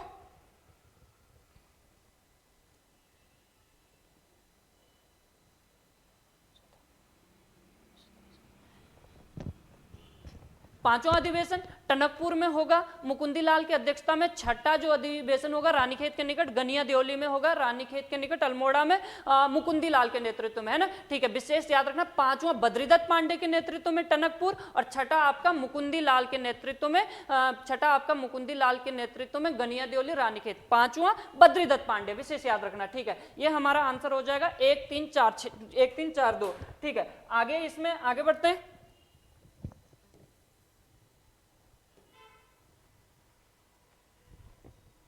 क्वेश्चन नंबर 62, मायावती आश्रम स्थित है। तो मायावती आश्रम आपको पता है चंपावत में स्थित है, श्यामला ताल के निकट स्थित है आपका मायावती आश्रम। इसी ताल के निकट या इसी आश्रम के निकट लगता है झूला मेला। विशेष याद रखना, झूला मेला कहां पर लगता है, श्यामला ताल के निकट लगेगा, यहाँ श्यामला ताल के निकट लगेगा चंपावत में। ठीक है, झूला मेला चंपावत में लगता है। झूलाधार पर्वत श्रृंखला पूछेगा तो ये आपका रानीखेत के निकट देखने को मिलती है। मायावती आश्रम की अगर बात करें कि इसकी स्थापना कब होती है, तो स्थापना इसकी 19 मार्च, कहीं पे 18 मार्च भी लिखा होता है, 19 मार्च 1899 में इसकी स्थापना होती है। किसके द्वारा? एच सेवियर की मुख्य भूमिका रहती है ना। मुख्य भूमिका में कौन थे जो जिनके द्वारा इसकी स्थापना की जाती है? तो एच सेवियर के द्वारा इसकी स्थापना की जाती है। ठीक है, याद रखिएगा। यहीं पर 1901 में पहुंच जाते हैं, यहाँ पर स्वामी विवेकानंद 1901 में पहुंच जाते हैं और यहाँ पर इसे एक पत्रिका निकालते हैं, प्रबुद्ध भारत। कई बार प्रश्न पूछता है प्रबुद्ध भारत किसकी एक पत्रिका है, तो ये आ जाती है प्रबुद्ध भारत किसकी एक पत्रिका है, तो ये आ जाती है स्वामी विवेकानंद की। कहां से निकाली जाती है? तो ये मायावती आश्रम से निकलती है, विशेष याद रखना है ना। ठीक है, 1903 में यहाँ पर धर्मार्थ अस्पताल की स्थापना हो जाती है, वो अलग से एक फैक्टर याद रखेगा। हरिद्वार में आपको पता है, हरिद्वार में शांति कुंज श्री राम शर्मा के द्वारा शांति कुंज की स्थापना यहाँ पर 1971 में की जाती है, 1971 में, विशेष याद रखेगा, है ना। चलो, उत्तरकाशी की अगर हम बात करें, उत्तरकाशी में आपको मौनी बाबा का आश्रम देखने को मिलेगा, पायलट बाबा का आश्रम देखने को मिलेगा। यहीं पर आपको जयपुर आश्रम, जयपुर मंदिर या जयपुर आश्रम, विशेष याद रखना। जयपुर मंदिर राज्य में कहाँ पर स्थित है? उत्तरकाशी के मार्केट के बीचों बीच देखने को मिलेगा। राजस्थान सरकार के द्वारा आज भी वर्तमान में संचालित है, विशेष याद रखना। मौनी बाबा आश्रम, पायलट बाबा आश्रम, ये आपके देखने को मिलेंगे कहां पर? उत्तरकाशी में। चलो भाई आगे बढ़ते हैं। क्वेश्चन नंबर 63 देखने, धाकुड़ी बुग्याल, विशेष याद रखना, धाकुड़ी बुग्याल। एक बुग्याल पड़ती है कहां पर? बागेश्वर में। बागेश्वर, धाकुड़ी बुग्याल आपके बागेश्वर में होगी, बागेश्वर। अच्छा, इस धाकुड़ी बुग्याल का संबंध किससे है? तो ये पीटर कॉस्ट से हो जाएगा, पीटर कॉस्ट। टिफिन टॉप का संबंध किससे है? डोरेथी किलेट से हो जाएगा। फूलों की घाटी का संबंध मार्गेट लेक से है। समझिएगा थोड़ा सा। धाकुड़ी बुग्याल बागेश्वर में जर्मनी पर्वतारोही होते हैं पीटर कोस्ट, इनकी यहाँ पर मृत्यु हो जाती है धाकुड़ी बुग्याल के अंतर्गत, तो उनका समाधि स्थल देखने को मिलता है धाकुड़ी बुग्याल में, विशेष याद रखना। पूछेगा पीटर कोस्ट का समाधि स्थल कहाँ पर है? धाकुड़ी बुग्याल। टिफिन टॉप की बात करें, नैनीताल में एक पर्वत चोटी है, नैनीताल में, उससे संबंधित किसका? डोरेथी किलेट। एक अंग्रेज अधिकारी होते हैं, उनकी पत्नी का नाम डोरेथी किलेट होता है, इनकी मृत्यु हो जाती है टिफिन टॉप में, तो उनका भी समाधि स्थल देखने को मिलता है कहां पर? टिफिन टॉप में। फूलों की घाटी की बात करें तो यहाँ पर एक अंग्रेज पर्वतारोही आ जाती है, सॉरी माफी चाहूंगा, अंग्रेज वानस्पतिक वैज्ञानिक आ जाती है जिसका नाम है मार्गेट लेक। कब आती है? 1939 के आसपास जाती है वानस्पतिक वैज्ञानिक, फूलों का अध्ययन करने हेतु, है ना। इनके पैर ने ही इनको, इनके लेग ने ही इनको धोखा दे दिया, नाम नहीं है ना, मार्गेट लेग, इनके लेग ने ही धोखा दे दिया। यहाँ पर पैर फिसलने, लेग फिसलने के कारण इनके यहाँ पर मृत्यु हो जाती है, तो इनका आज भी यहाँ पर समाधि स्थल देखने को मिलेगा, विशेष याद रखना। तो इस तरह से मार्गेट लेक का समाधि स्थल, फूलों की घाटी, धाकुड़ी बुग्याल में आपका पीटर कोस्ट का समाधि स्थल, टिफिन टॉप में आपका डोरेथी किलेट की समाधि स्थल। तो इसका सही आंसर हो जाएगा ए का 2 और बी का आपका 3 और सी का आपका 1, 2 3 1 2 3 1, तो 2 3 1 कहां पर है? 2 3 1 ऑप्शन डी सही आंसर हो जाएगा, विशेष याद रखेगा इस क्वेश्चन को। चलो क्वेश्चन नंबर आगे बढ़ते हैं, क्वेश्चन नंबर 64। एक साइड हमारे कुछ प्रमुख मेले दिए गए हैं, दूसरी तरफ उनसे संबंधित क्षेत्र दिए गए हैं कि मेला लगता कहां पर है। बोरी मेला की बात करें तो बोरी मेला की बात करें तो बाण गांव में लगता है, लाटू देवता से संबंधित, है ना, लाटू देवता से संबंधित। आपको पता है लाटू देवता मां नंदा का धर्म भाई के रूप में इनको पूजित किया जाता है। बाण गांव में इनका प्रसिद्ध मंदिर है, तो इनके कपाट खुलने पर लगता है आपका बोरी मेला, विशेष याद रखना। लाटू देवता के कपाट खुलने के प्रथम दिन लगता है आपका बोरी मेला। अच्छा, कोई मुझे बताएगा कि ये जो लाटू देवता है ना, ये लाटू देवता, इनका मूल स्थान कहां पर है? लाटू देवता का मूल स्थान, क्योंकि अगर हम मां नंदा की बात करें, मां नंदा के पिता का नाम राजा हेमंत, मां नंदा के माता का नाम मैणावती, इनकी केवल एक ही संतान थी, मां नंदा देवी। तो ये जो लाटू देवता, कैसे इन्होंने इनको अपना धर्म का भाई बनाया, इसकी एक अलग कहानी आ गई, इसकी एक अलग कहानी आती है। बस आप कमेंट कर अवश्य बताइएगा कि लाटू देवता का मूल स्थान कहां पर है, मूल स्थान कहां पर है, तभी तो धर्म का भाई है, मतलब अपना भाई नहीं है, धर्म से बनाया गया भाई है ना। चलो विशेष याद रखेगा। नुड़ाई मेले की अगर हम बात करें तो नुड़ाई मेला आपका जौनसार क्षेत्र में लगता है, जौनसार क्षेत्र में पशुपालकों, भेड़ पालकों से संबंधित है, श्रावण माह में देखने को मिलता है, विशेष याद रखेगा, है ना। हरियाली पुड़ा मेले की बात करें तो नोटी गांव में लगता है, चैत्र माह के प्रथम दिन चैत्र माह के प्रथम दिन लगता है। प्रथम दिन आपका कौन सा मेला लगेगा? प्रथम दिन आपका लगेगा यहाँ पर हरियालीपुरा मेला। हरियालीपुरा मेला, हरियालीपुरा मेला आपका चमोली के नोटी गांव में लगता है। हरियाली देवी मंदिर अगर आपसे पूछेगा तो रुद्रप्रयाग में है। हरियाली मेला अगर पूछेगा तो ये आपका नैनीताल में है। और हाँ, हरिया पहाड़ियां अगर आपसे पूछेगा तो अल्मोड़ा में देखने को मिलेगा। हरियालीपुरा मेला की बात करें, नोटी गांव में लगता है, चैत्र माह के प्रथम दिन लगता है। नोटी गांव के लोगों का मानना है कि इस दिन, इस चैत्र माह के प्रथम दिन तक यहाँ पर मां नंदा देवी कैलाश से अपने मायके की ओर अपने मायके पहुंच जाती है। तो इस अवसर पर नोटी गांव की जितनी भी ध्यान-टूड़ियां होती हैं, ध्यान-टूड़िया मतलब नोटी गांव की जितनी भी विवाहित महिलाएं दूसरे गांव में जा रखी है ना, तो वह अपने मायके आ जाते हैं। तो नोटी गांव के लोगों का मानना है कि मां नंदा भी अन्य विवाहित महिलाओं के मतलब यहाँ के ध्यान-टूड़ियों के साथ आ जाती है ना, नोटी गांव वापस आ जाती है, अपने मायके आ जाती है, विशेष याद रखेगा। चलो, हरियालीपुरा मेला, नोटी गांव में। मौन मेला आपका जौनपुर क्षेत्र में लगता है। जौनपुर क्षेत्र में अगलाड़ नदी पर लगता है मौन मेला। अच्छा, मौन मेले की अगर हम बात करें, मौन मेले की अगर हम बात करें तो 2-3 प्रकार के मौन मेले लगते हैं यहाँ पर। 3 प्रकार के मौन मेले होते हैं। ओदी मौन एक आ जाता है, ओदी मौन। दूसरा मौन की बात करें तो यहाँ पर जात्रा मौन आ जाता है, जात्रा मौन। और तीसरा मौन की बात करें तो यहाँ पर माछी मौन आ जाता है, माछी मौन है ना, माछी मौन। विशेष याद रखिएगा, ओदी मौन राजा महाराजाओं के समय लगता था। ओदी मौन राजा महाराजाओं के समय लगता था। सामंतों के अपनी शक्ति परीक्षण का एक साधन होता था। जात्रा मौन 12 वर्षों के अंतराल में उस समय राजा महाराजाओं के टाइम पे लगता था। माछी मौन आपको पता है मच्छी पकड़ने का एक मौन होता है, आज भी लगता है। राज्य में माछी मौन कहां पर देखने को, वर्तमान में यही प्रचलित में है। राज्य में माछी मौन कहां पर देखने को मिलता है? विशेष याद रखना, रामगंगा घाटी अल्मोड़ा में लगेगा। अल्मोड़ा में माछी मौन, इसी को अल्मोड़ा में लगेगा माछी मौन। इसको वहां पर ढो उठाना कहा जाता है ना, ढो उठाना कहा जाता है। यहीं पर दूसरा अगर हम बात करें तो ये आपका उत्तरकाशी में लगेगा, यूकेआई में लगेगा। उत्तरकाशी में भी कहां पर? ये बनगांव और छहजुला गाड़ है ना, बनगांव वो छहजुला गाड़ के मध्य संगम पर लगेगा। कहां पर? ये दसगी पट्टी में ना, दसगी पट्टी में। तो प्रश्न पूछता है दसगी पट्टी का मौन मेला कहां पर लगता है? तो ये लगता है उत्तरकाशी, छहजुला गाड़ और बनगांव गाड़ के संगम पर लगेगा। हाँ, याद रखना, इससे पहले आज से लगभग 10-15 साल पहले, 15 साल पहले भी एक मेला लगता था आपका मौन मेला कमल नदी गाड़ में। यहाँ पर भी मौन मेला लगता था। रवाई घाटी का प्रसिद्ध मेला होता था। रवाई घाटी के लोगों के द्वारा यहाँ पर मौन मेले का आयोजन किया जाता था। चलो भाई आगे बढ़ते हैं।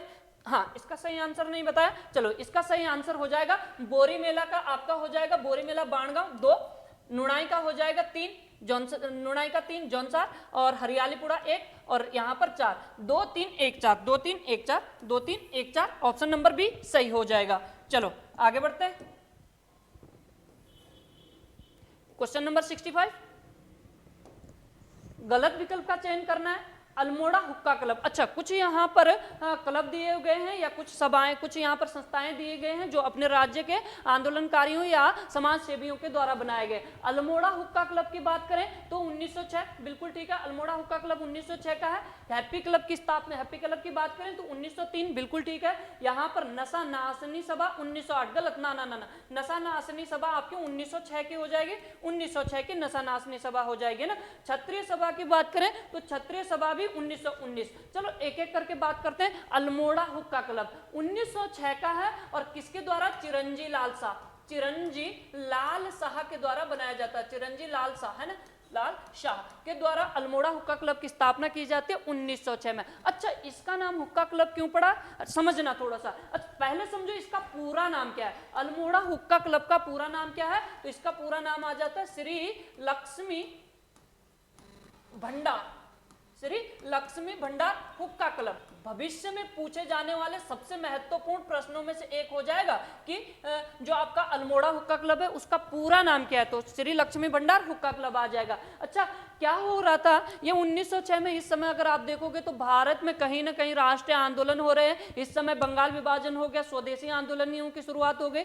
तो अल्मोड़ा के लोग क्या करते थे, इन सब जो राष्ट्रीय आंदोलन होते थे इन पर चर्चाएं करते थे। अच्छा, कहां पर करते थे? अल्मोड़ा शहर के बीचों बीच एक दुकान होती थी जिसका नाम था श्री लक्ष्मी भंडार। इस दुकान के सामने आकर बैठ जाते थे और चर्चाएं करते थे देश हित में, मतलब राष्ट्रीय आंदोलनों पर चर्चाएं करते थे। और आपको पता है जब 2-4 लोग गांव के लोग आसपास बैठ जाते थे, एक साथ बैठ जाते थे, तो हुक्का पीते थे ना, हाँ हुक्का पीते थे। तो इसलिए हुक्का पीकर यहाँ पर चर्चाएं करते थे। तो इसलिए इसको बोला जाता है हुक्का क्लब। चिरंजी लाल शाह के द्वारा, उनके द्वारा कहा गया कि लोग यहाँ पर बैठते ही हैं, बातें चर्चा करते हैं, तो इन्होंने यहाँ पर क्लब लिख दिया, अपने दुकान के पीछे एक नाम लिख दिया, क्लब नाम लिख दिया, तो इसका नाम हो गया अल्मोड़ा हुक्का क्लब चिरंजी लाल शाह। विशेष याद रखना, पूरा नाम श्री लक्ष्मी भंडार हुक्का क्लब याद रखना। अल्मोड़ा हुक्का क्लब 1906 का। देहरादून हुक्का क्लब अगर पूछेगा, देहरादून हुक्का क्लब अगर पूछेगा, हुक्का क्लब, तो देहरादून हुक्का क्लब की स्थापना आपकी कब होती है? तो विशेष याद रखेगा 1918। 1918 में देहरादून हुक्का क्लब की स्थापना होती है किसके द्वारा? स्वामी विचारानंद सरस्वती, विचारानंद सरस्वती के द्वारा इसकी स्थापना की जाती है। विशेष याद रखना भाई। चलो यहीं पर आगे बात करें हैप्पी क्लब। हैप्पी क्लब की स्थापना 1903 में जीबी पंत के द्वारा की जाती है। जीबी पंत के द्वारा हैप्पी क्लब की स्थापना 1903 में की जाती है। बस इसकी याद रखना, विशेष याद रखना है, इसकी जो बैठक होती थी, बैठक वो शहर से बाहर होती थी। शहर से बाहर किसी एकांत जगह पर होती थी ना, शहर से बाहर किसी एकांत जगह पर होती थी किसकी? हैप्पी क्लब की स्थापना। विशेष याद रखना। नशा नाशनी सभा 1906 में स्थापना होती है किसके द्वारा? राम शरण रतूड़ी के द्वारा इसकी स्थापना होती है ना, राम शरण रतूड़ी के द्वारा यहाँ पर नशा नाशनी की सभा की स्थापना होती है 1906 में। क्षत्रिय सभा, विशेष याद रखना, क्षत्रिय सभा यहाँ पर 1919 में है। ठीक है, बिल्कुल ठीक है। 1919 में प्रताप सिंह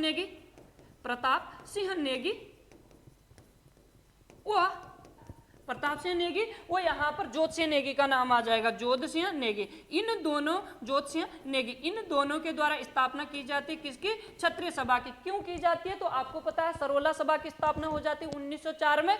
तो उसी के समकक्ष, उसी के तहत, जैसे सरोला सभा की मतलब ब्राह्मणों की सभा थी, तो क्षत्रिय लोगों ने सोचा हमारी भी एक सभा होनी चाहिए, तो प्रताप सिंह नेगी और जोतसिंह नेगी के द्वारा क्षत्रिय सभा की स्थापना की गई है ना। विशेष याद रखना कब? 1919। तो इसका गलत आंसर हो जाएगा नशा नाशनी सभा। चलो ठीक है।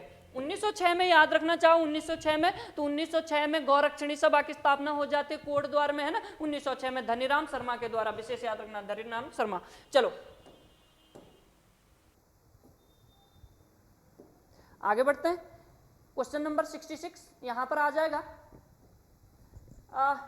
निम्न दिए गए विकल्पों में से उत्तराखंड का वृष्टि छाया क्षेत्र है, वृष्टि छाया क्षेत्र है। अच्छा क्वेश्चन है। तो क्या वृष्टि छाया प्रदेश यहाँ पर ट्रांस हिमालय को कहा जाता है? अच्छा, वृष्टि छाया प्रदेश किसे कहा जाता है? ऐसा क्षेत्र जो किसी 2-3 कंडीशनें होनी चाहिए। महान हिमालय के उत्तर में हो, किसी पहाड़ी के पीछे छिपा हुआ क्षेत्र हो, उसे वृष्टि छाया प्रदेश कहते हैं। तो आपको पता है ट्रांस हिमालय महान हिमालय के पीछे है, छिपा हुआ क्षेत्र है, इसलिए इसको वृष्टि छाया प्रदेश कहते हैं। यहाँ पर आपको वर्षा की कमी देखने को मिलेगी। जो भी वर्षा यहाँ पर होगी वो बर्फ के रूप में होगी, क्योंकि यहाँ का टेम्परेचर बिल्कुल लो होता है, बर्फ के रूप में होगी। यहाँ की पहाड़ियाँ बिल्कुल हमेशा बर्फ से ढकी रहेगी, है ना। उच्च हिमालय आपको पता है महान हिमालय राज्य में 6 जनपदों का विस्तार महान हिमालय से, लघु हिमालय 9 जनपद, तराई भाबर आपको पता है उधम सिंह नगर का क्षेत्र, नैनीताल का दक्षिणी क्षेत्र आ जाता है, पौड़ी का दक्षिणी क्षेत्र आ जाता है, और हरिद्वार का उत्तरी क्षेत्र आपका तराई क्षेत्र के अंतर्गत आता है ना। चलो भाई आगे बढ़ते हैं।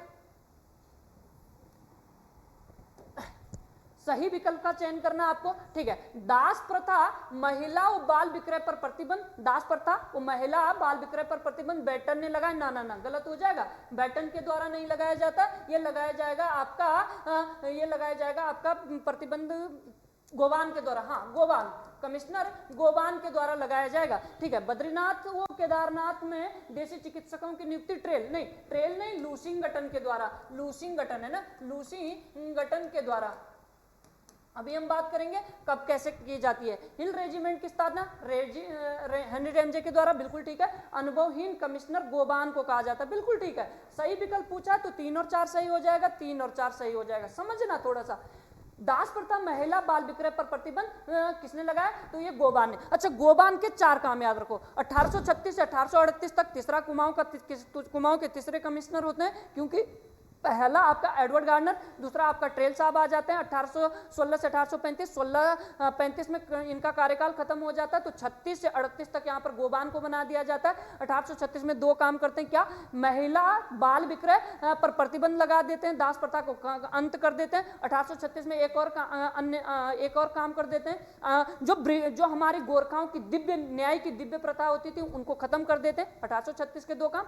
1837 के 2 काम, अल्मोड़ा स्टेशन की स्थापना कर देते हैं। 1837 में ही इनके द्वारा सदर ये अमीन का पद, पटवारी की सहायता के लिए सदर ये अमीन का पद सृजित कर देते हैं। तो ये इनके 4 काम है। अनुभवहीन कमिश्नर, जब इनका कार्यकाल था तो कुमाऊं की जनता ने इनकी बहुत सारी शिकायतें अंग्रेज अधिकारियों से कर दी थी। तो इनकी जांच के लिए मार्टिन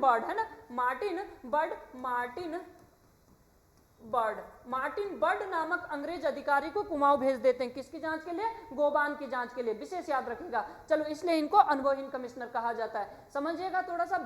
बेटन याद रखेगा। इनके द्वारा 1850 में, बेटन के समय पर 1850 में लंदन मिशनरी सोसाइटी की स्थापना होती है। पादरी रेवरेंड के द्वारा लंदन मिशनरी सोसाइटी की स्थापना हो जाती है। इन्हीं के टाइम पीरियड को कुमाऊं कमिश्नरी का स्वर्णिम काल कहा जाता है, बेटन के टाइम की पीरियड को ना।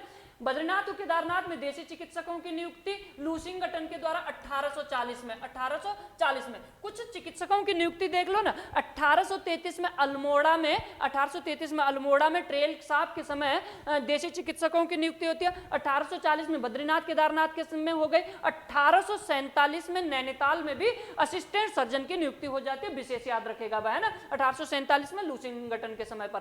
ट्रेल के समय बहुत सारे काम होते हैं। कितने काम गिना दें हम ट्रेल के समय। 1816 में अगर हम बात करें तो अल्मोड़ा जेल की स्थापना कर देते हैं। 1821 में पौड़ी जेल की स्थापना कर देते हैं। 1817 में इन्हीं के समय बंगाल प्रेसिडेंसी में रेगुलेशन एक्ट 10 पारित हो जाता है, जिसके तहत क्या होगा, केवल डकैती और हत्या के मामले बंगाल प्रेसिडेंसी से या उच्च अधिकारी ही सुनाएंगे, जबकि इसके अलावा कुमाऊं कमिश्नर या अन्य अधिकारी अन्य मुकदमों की सुनवाई कर सकते। नहीं समझे? जो रेगुलेशन एक्ट 10 पारित हुआ था 1817 में, इसके तहत क्या किया गया था कि भाई अंग्रेज अधिकारी, मतलब जो नीचे के अधिकारी, वो केवल वो कौन से जो नीचे के अधिकारी हैं वो डकैती और किसका, हत्या के मामले नहीं सुनवाएंगे, बाकी तो सुनाते रहेंगे ना, छोटे मोटे अंग्रेज अधिकारी सुनाएंगे। चलो यहां पर बात करेंगे 1817 में। 1819 में पटवारी पद सृजित कर देते हैं। 1822 में खच्चर सेना, 1822 में ही इनके द्वारा 1822 में खच्चर सेना आबकारी विभाग की स्थापना कर देते हैं। डबल लॉक व्यवस्था 1824 है ना, बहुत सारे काम कर देते हैं। ठीक है, आगे बढ़ेंगे इसमें।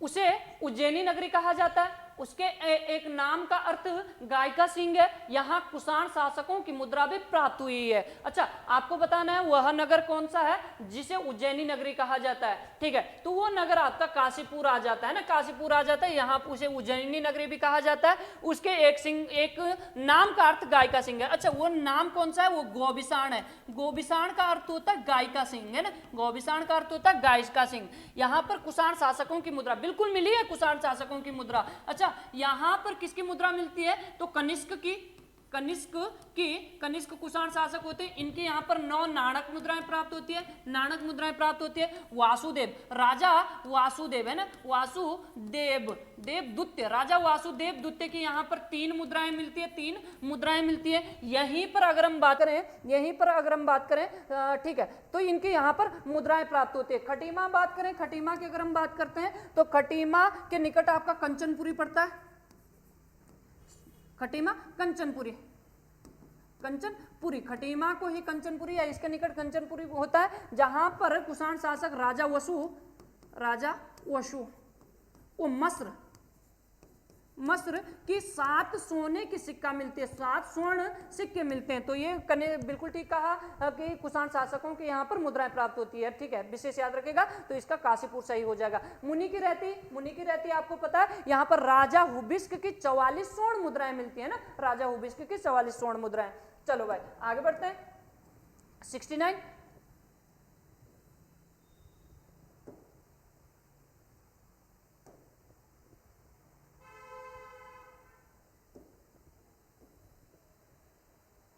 ठीक है। 69 क्वेश्चन नंबर 69, चकबंदी आंदोलन के प्रेरणा, चकबंदी आंदोलन के प्रेरणा, सही विकल्प का चयन करना है। चकबंदी आंदोलन के प्रेरणा विजय जरदारी नहीं, विजय जरदारी नहीं होंगे, गणेश सिंह गरीब। चलो गणेश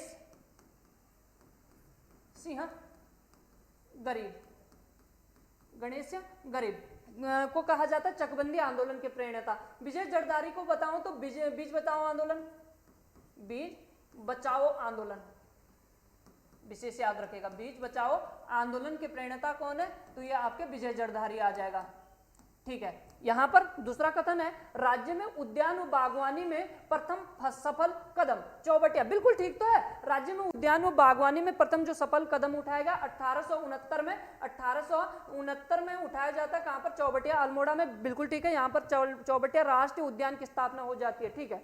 दीप प्रोजेक्ट का संबंध चारधाम सड़क निर्माण से, ना ना ना ना गलत हो जाएगा। दीप प्रोजेक्ट का संबंध बीआरओ के द्वारा, बॉर्डर रोड ऑर्गेनाइजेशन के द्वारा, जो सीमांत क्षेत्र है, सीमांत क्षेत्र, यहां पर सड़क निर्माण, तो ठीक है, ये गलत हो जाएगा। चारधाम सड़क निर्माण ऐसी कोई परियोजना, हाँ, चारधाम सड़क निर्माण की अगर हम बात करें तो 2016 में यहाँ पर चारधाम को 2 लेन बनाने से एक परियोजना चला रही है, चारधाम सड़क परियोजना है ना, ठीक है। देश का प्रथम हेलीकॉप्टर सम्मेलन, देश का प्रथम हेलीकॉप्टर सम्मेलन की बात करें तो ये आपका हल्द्वानी में नहीं, देहरादून में, देहरादून में होता है। देहरादून में कब होता है? विशेष याद रखना, 7 सितंबर 2019, 7 सितंबर 2019 को देश का प्रथम जो हेलीकॉप्टर सम्मेलन होता है वो देहरादून के सहस्त्रधारा में ना, सहस्त्रधारा में देहरादून के 7 सितंबर 2019 को भारत का प्रथम हेलीकॉप्टर सम्मेलन होता है। अच्छा, किसके द्वारा किया जाता है? तो भारत सरकार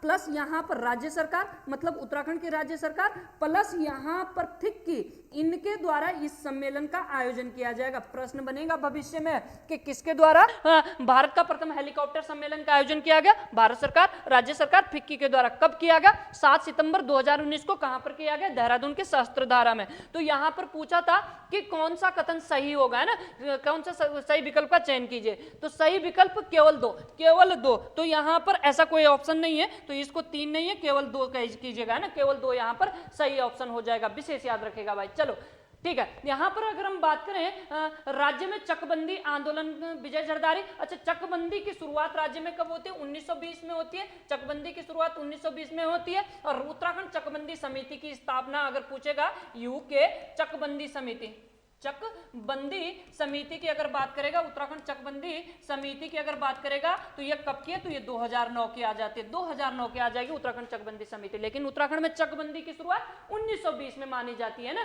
ठीक है। राज्य में उद्यान एवं बागवानी प्रथम सफल चौबटिया, आपको अभी हम बता दिया 1869 में चौबटिया में राष्ट्र। इसके प्रथम अध्यक्ष पूछेगा डब्ल्यू क्रॉ, है ना, डब्ल्यू क्रॉ इसके प्रथम अध्यक्ष थे, ठीक है। डब्ल्यू क्रॉ, डब्ल्यू नाम से बहुत सारे नाम हमारे पास आ जाते हैं। डब्ल्यू फिनले आ जाते, कुमाऊं के अंतिम अंग्रेज कमिश्नर आ जाते हैं, 23वें कमिश्नर। डब्ल्यू प्लोडन आ जाते हैं, ये भारत के प्रथम चुनाव आयुक्त इनको माना जाता है। डब्ल्यू ईट आ जाता है 1910 में, जो आपकी गीतांजलि होता है ना, गीतांजलि का अंग्रेजी अनुवाद किसके द्वारा किया जाता है? डब्ल्यू ईट के द्वारा की जाती है ना, विशेष याद रखेगा, ठीक है। आगे बढ़ते हैं।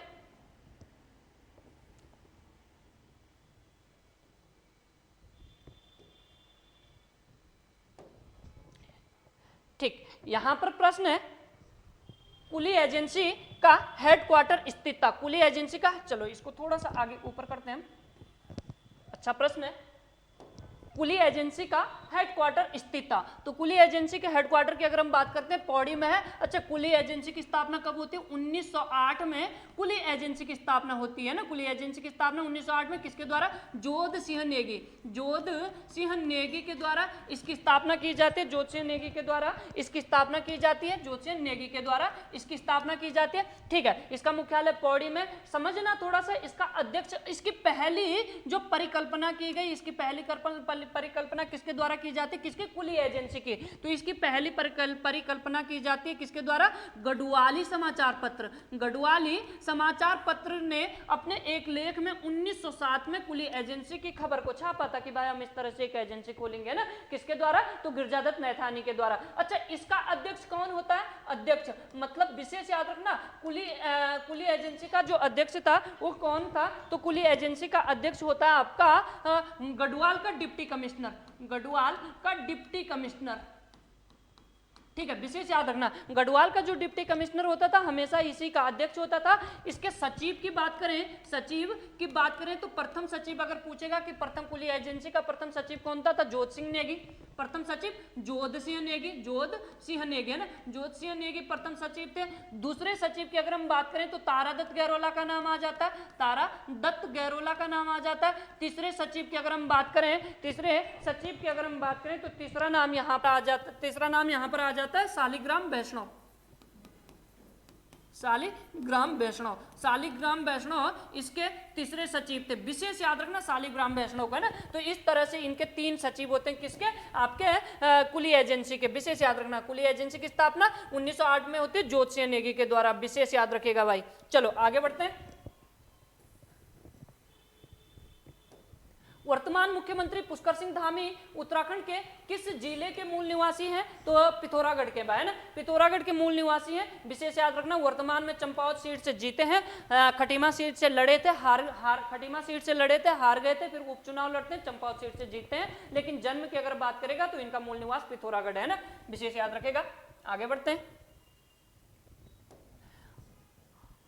आपड़ा मैतकू ढूंढ ले प्यारो हूं, कहावत का सही अर्थ क्या होगा? आपड़ा मैतक ढूंढ ले प्यार हूं, कहावत का सही अर्थ क्या होगा? इसका मतलब है कि अपने मैते का, अपने मायके का पत्थर भी प्यारा होता है। अपने मायके का पत्थर भी प्यारा होता है। तो बिल्कुल ठीक है, ऑप्शन नंबर डी सही आंसर हो जाएगा। चलो आगे बढ़ते हैं।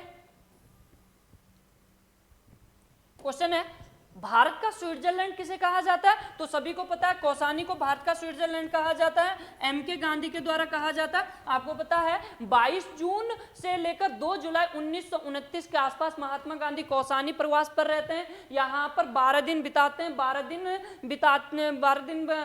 दिन अपने यहाँ पर व्यतीत करते हैं। इस समय इनके द्वारा यहाँ पर अपनी एक यंग इंडिया के कुछ लेख लिखे जाते हैं। इस यंग इंडिया में लिखते हैं कि भाई जो ये कौसानी है इसे भारत का स्विट्जरलैंड, मतलब कौसानी को भारत का स्विट्जरलैंड कह देते हैं ना। विशेष याद रखेगा। पिथौरागढ़ को उत्तराखंड का कश्मीर या मिनी कश्मीर के नाम से जाना जाता है। मिनी कश्मीर के नाम से जाना जाता है। द्वाराहाट विशेष याद रखना, मीठी मूलियों का शहर, मीठी मूलियों का शहर, मीठी मूलियों का शहर। और इसी को कहा जाएगा आपका उत्तराखंड का खजुराहो। उत्तराखंड का खजुराहो द्वाराहाट को कहा जाता है। और विशेष याद रखना, लखनपुर इसका प्राचीन नाम है ना, द्वाराहाट। विशेष याद रखना। चलो भाई, 30 मंदिरों का समूह है। गुर्जर देव मंदिर सबसे बड़ा मंदिर है द्वाराहाट का। ठीक, यहां पर याद क्वेश्चन है, कथन 1 और कथन 2 कथन दिए गए हैं। पहला है उत्तराखंड सचिवालय का नाम एपीजे अब्दुल कलाम के नाम पर है। बिल्कुल ठीक है भाई।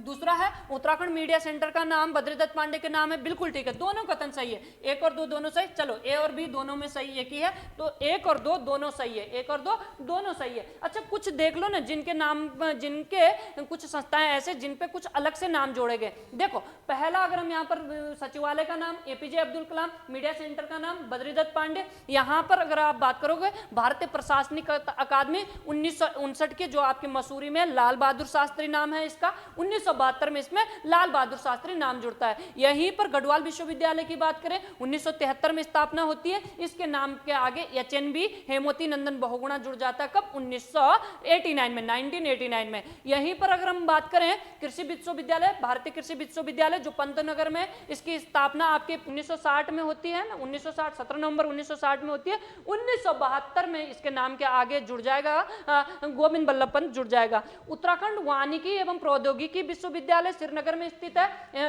स्थित है। इसके नाम के आगे वीर चंद्र सिंह गढ़वाली 2015 में जुड़ती है, जबकि इसकी स्थापना 2012 में होती है ना, कुछ इस तरह से। हाँ, उत्तराखंड एसपी भवन, जो आप देहरादून एसपी भवन ये किसके नाम पर है, तो विशेष याद रखना सरदार पटेल के नाम पर एसपी भवन। हाँ, विशेष याद रखना UJBNL,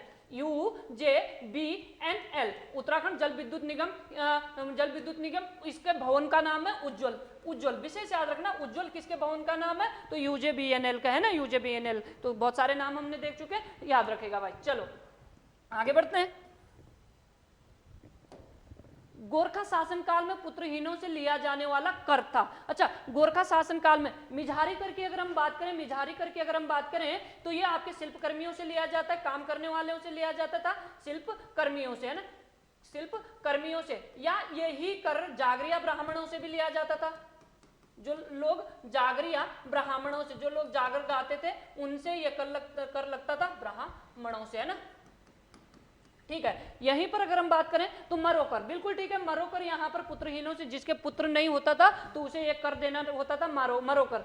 मांगा कर की बात करें तो यहाँ पर गोरखाओं में मांगा कर लिया जाता था प्रत्येक नौजवान से, ना, प्रत्येक नौजवान से लिया जाता था, प्रत्येक नौजवान से लिया जाता था। कितना नौजवान, है ना, कितना लिया जाता था, 1 रुपया लिया जाता था। बेटा याद रखना, मांगा कर गोरखाओं में पूछेगा प्रत्येक नौजवानों से, और चंदों में पूछेगा तो युद्ध के समय लिया जाने वाला कर, चंदों में युद्ध के समय।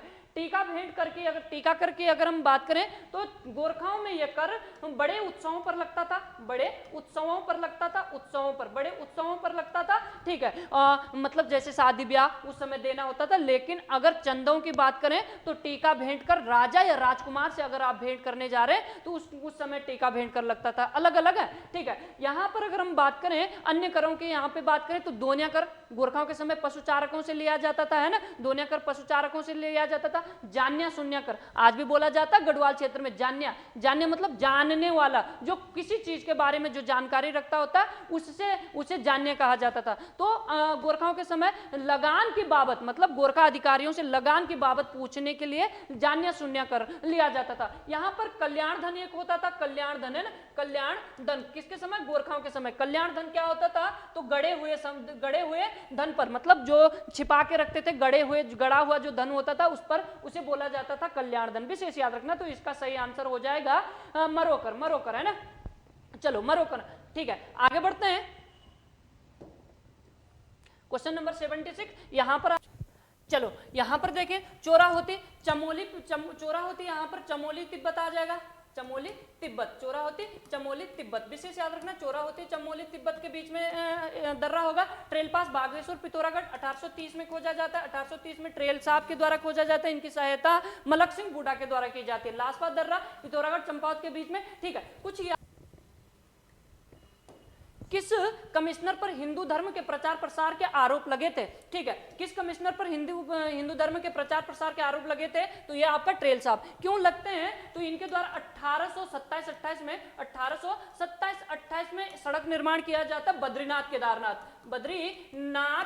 बद्रीनाथ वो केदारनाथ के लिए सड़क निर्माण किया जाता है। तो इस समय अब देखो, बद्रीनाथ केदारनाथ सड़क निर्माण करता है 27-28 में, और बद्रीनाथ केदारनाथ किसके धर्म है, हिंदू धर्म के मंदिर है। जबकि ट्रेल किस धर्म को मानता है, ईसाई धर्म का। तो इसलिए अंग्रेजों का मानना था कि भाई आप तो ईसाई धर्म के, ऐसे कैसे हिंदू धर्म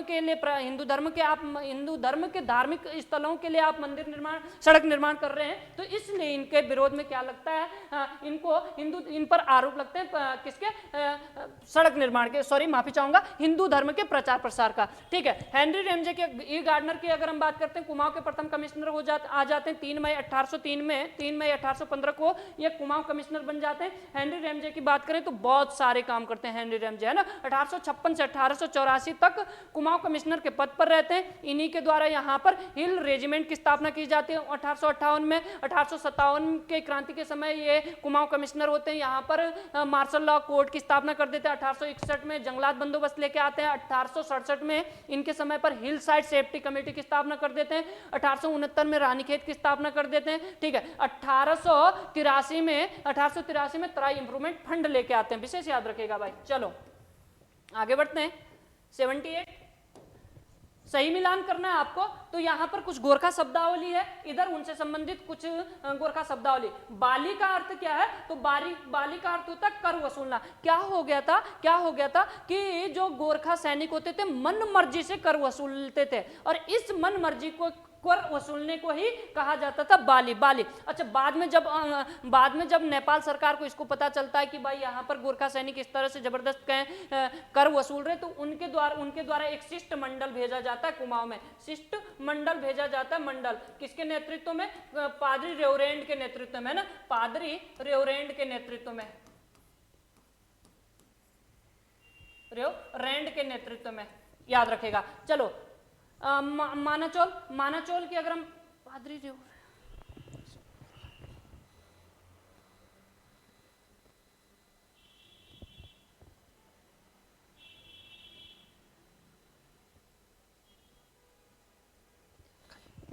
ठीक है, गोरखाओं के द्वारा इसके लिए रेवंत काजी के नेतृत्व में, रेवंत काजी के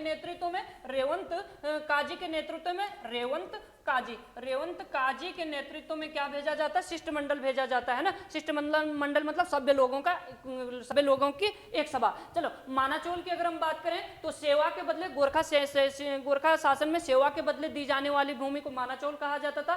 सभा अन्य न्यायाधीशों को कहा जाता था, जबकि मुख्य जो न्यायाधीश होगा उसे बिचारी कहा जाता था, बिचारी कहा जाता था। और कठुआ यहाँ पर ब्राह्मण दासों को कहा जाता था। विशेष याद रखना, बाली 4 हो जाएगा, 2 हो जाएगा, यहाँ से 1 हो जाएगा और 3 हो जाएगा। 4 2 1 3, 4 2 1 3, ऑप्शन नंबर ए सही हो जाएगा। विशेष याद रखिएगा।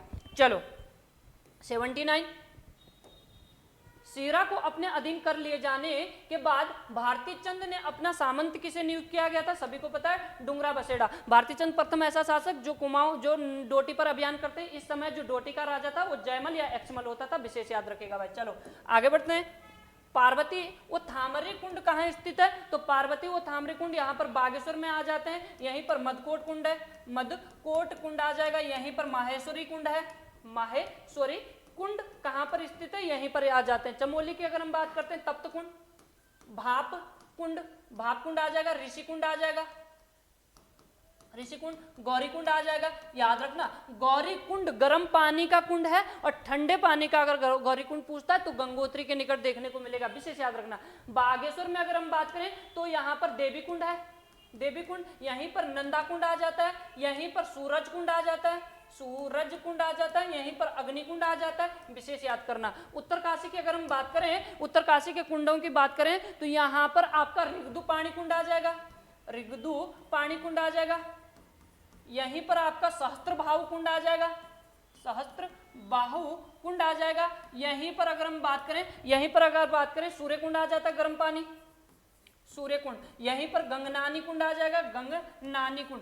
याद रखना, गंगनानी कुंड 2 है उत्तरकाशी में। यमुनोत्री मार्ग पर जाओगे ठंडा कुंड है, गंगोत्री मार्ग पर जाओगे गर्म पानी का कुंड है। यही वो गंगनानी कुंड है गंगोत्री मार्ग पर, जिसमें गंधक मिलता है। गंधक अपने राज्य में 2 जगह विशेष देखने को मिलता है। गंगनानी कुंड अगर पूछे, गंगनानी कुंड, और नदी अगर पूछे तो वाल्दी नदी में सहस्त्रधारा के आसपास देखने को मिलता है। विशेष याद रखेगा। तो पिथौरागढ़ में है ना। आगे बढ़ते हैं।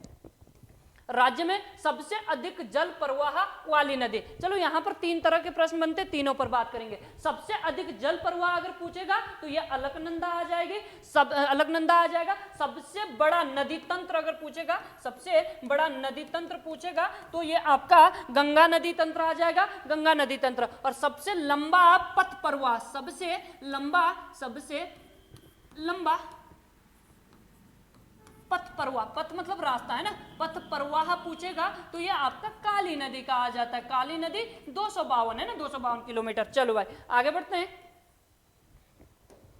आ गया है लाल निशान, लूटने वालों हो सावधान, चिपको आंदोलन के दौरान यह नारा किसने दिया था? विशेष याद रखना, गोविंद सिंह के द्वारा यह नारा दिया जाता है। चलो आपके लिए यहां पर मैं बहुत सारे क्वेश्चन छोड़ के जाऊंगा, जिसके आंसर आपको कमेंट बॉक्स में जरूर बताने हैं। सबसे पहले चिपको आंदोलन, बहुत बड़ा आंदोलन होता। आज तक के इतिहास में अगर पेड़ों की सुरक्षा के लिए कोई सबसे बड़ा आंदोलन था तो वह चिपको आंदोलन था। यहां पर क्या है, चिपको नाम किसने दिया?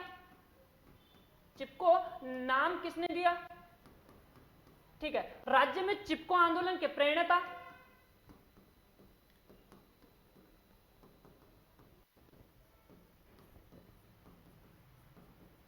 फेणता। यहीं पर अगर हम बात करें, नेक्स्ट क्वेश्चन अगर हम बात करें, किस वृक्ष पर रैणी गांव की महिलाएं चिपक गई थी, उस वृक्ष का नाम, मतलब किस वृक्ष की कटान को रोकने के लिए, किस वृक्ष की कटान को रोकने के लिए यहां पर यह आंदोलन चलाया जा रहा था, है ना। हाँ, इन वृक्षों की जो नीलामी हुई थी, इन वृक्षों की जो नीलामी हुई थी वो किस स्थान पर हुई थी, स्थान का नाम बताना है, स्थान का नाम बताना है, स्थान किस स्थान पर हुई थी और कितने में हुई थी, कितने में हुई थी, ये सब क्वेश्चनों के आंसर आपको बताने हैं। और अगर नहीं बताओगे तो अगला जो टेस्ट होगा हमारा, उस पर हम जरूर आपके इन सब प्रश्नों का आंसर बताएंगे। अभी कोशिश कीजिएगा सभी आप आंसर बताने का। चलो आगे बढ़ते हैं, इसका जो आंसर होगा गोविंद सिंह। नेक्स्ट, राज्य का प्रथम दैनिक पत्र है, राज्य का प्रथम दैनिक पत्र मतलब दैनिक पत्र मतलब जो प्रत्येक दिन निकलेगा, है ना। तो राज्य का प्रथम जो दैनिक पत्र ये पर्वत्य आ जाएगा 1954 का, 1954 का। किसका?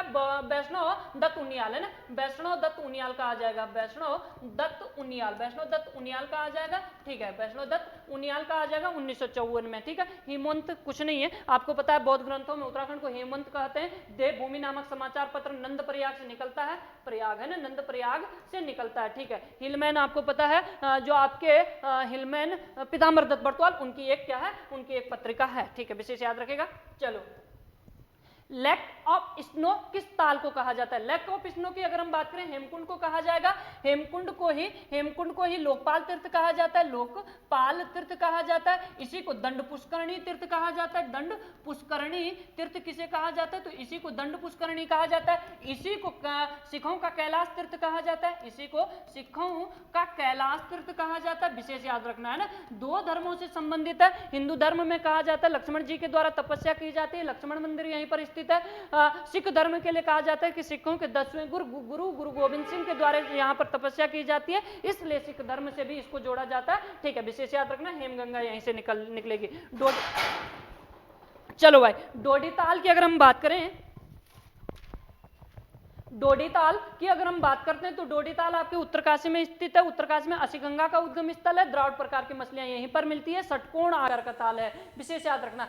वासुकी ताल की अगर हम बात करें तो यह रुद्रप्रयाग और टिहरी की सीमा पर है, लाल रंग का ताल है, विशेष याद रखेगा। सरवधी ताल की अगर हम बात करें, सरवधी ताल आपका रुद्रप्रयाग में, इसको भी याद रखेगा भाई। चलो आगे बढ़ते हैं। निम्न में से किस स्थल का प्राचीन नाम यहाँ पर उपस्थित एक लोहे से बने सांगल के पुल के नाम पर पड़ा, विशेष याद रखना। चमोली, चमोली कहा जाता है कि यहाँ पर एक लाल सांगल से बना हुआ एक पुल होता था जो बह जाता है 1894 में। 1894 में सभी को पता है बिरही गंगा में बाढ़ आ जाती है और उसके बाद ये पुल ढल जाता है या गिर जाता है, तो लाल सांगल से बना था, इसलिए चमोली को लाल सांगा भी कहा जाता था, विशेष याद रखना। हाँ, चमोली नाम कहते कुछ विद्वानों का मानना है कि यहाँ पर चंद्रमौलेश्वर मंदिर था, इस चंद्रमौलेश्वर ये चमवाला बन गया और यही चमवाला वर्तमान में चमोली कहलाता है ना, ठीक है। उत्तरकाशी आपको पता है बाड़ाहाट कहा जाता है, ठीक है। आगे बढ़ते हैं। नेक्स्ट, इतिहासकारों ने राज्य के किस नगर को कैपिटल ऑफ शिवा कहा है? कैपिटल ऑफ शिवा, चलो विशेष याद रखना, कैपिटल ऑफ शिवा हरिद्वार को कहा गया। हरिद्वार को किसके द्वारा? तो ये टॉम कायराट के द्वारा कहा जाता है, टॉम कायराट के द्वारा इसको कहा जाता है, टॉम कायराट के द्वारा इसको कहा जाता है क्या? कैपिटल ऑफ शिवा, अर्थात शिव की राजधानी। अच्छा, ये कौन था? जहांगीर के समय यहाँ पर टॉम कायराट आ जाते हैं हरिद्वार को। अच्छा, सरुद्दीन है ना, सरुद्दीन भी यहाँ पर आते हैं, सरुद्दीन तैमुरलंग के सेनापति होते हैं, ये इसको कुपीला कह देते हैं, कुपीला है ना, कुपीला या कायोपिल कह देते हैं, कायोपिल, आपको पता है कायोपिल। यहीं पर आपका वेनसोंग आते हैं, वेनसोंग इसको मोयुलो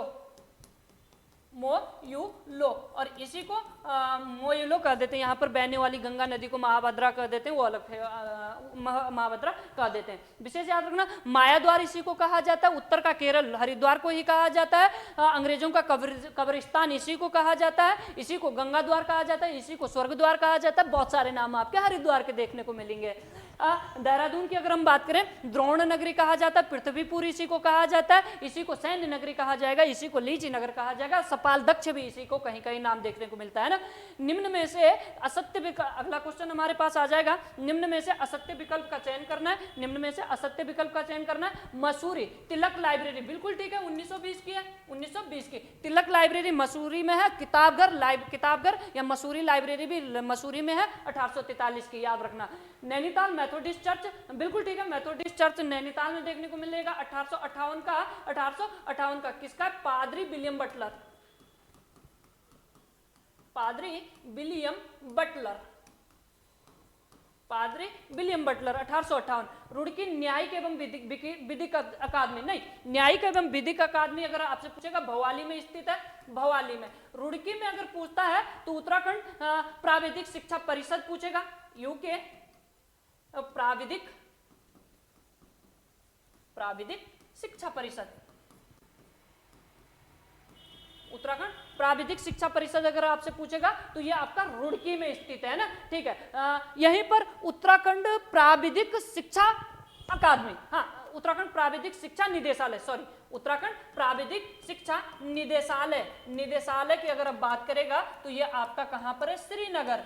तीनों क्वेश्चन अलग अलग है और तीनों इंपोर्टेंट है। न्यायिक एवं विधिक अकादमी भवाली, उत्तराखंड प्राविधिक शिक्षा परिषद रुड़की, उत्तराखंड प्राविधिक शिक्षा निदेशालय श्रीनगर, तीनों याद रखेगा। चलो आगे बढ़ते हैं।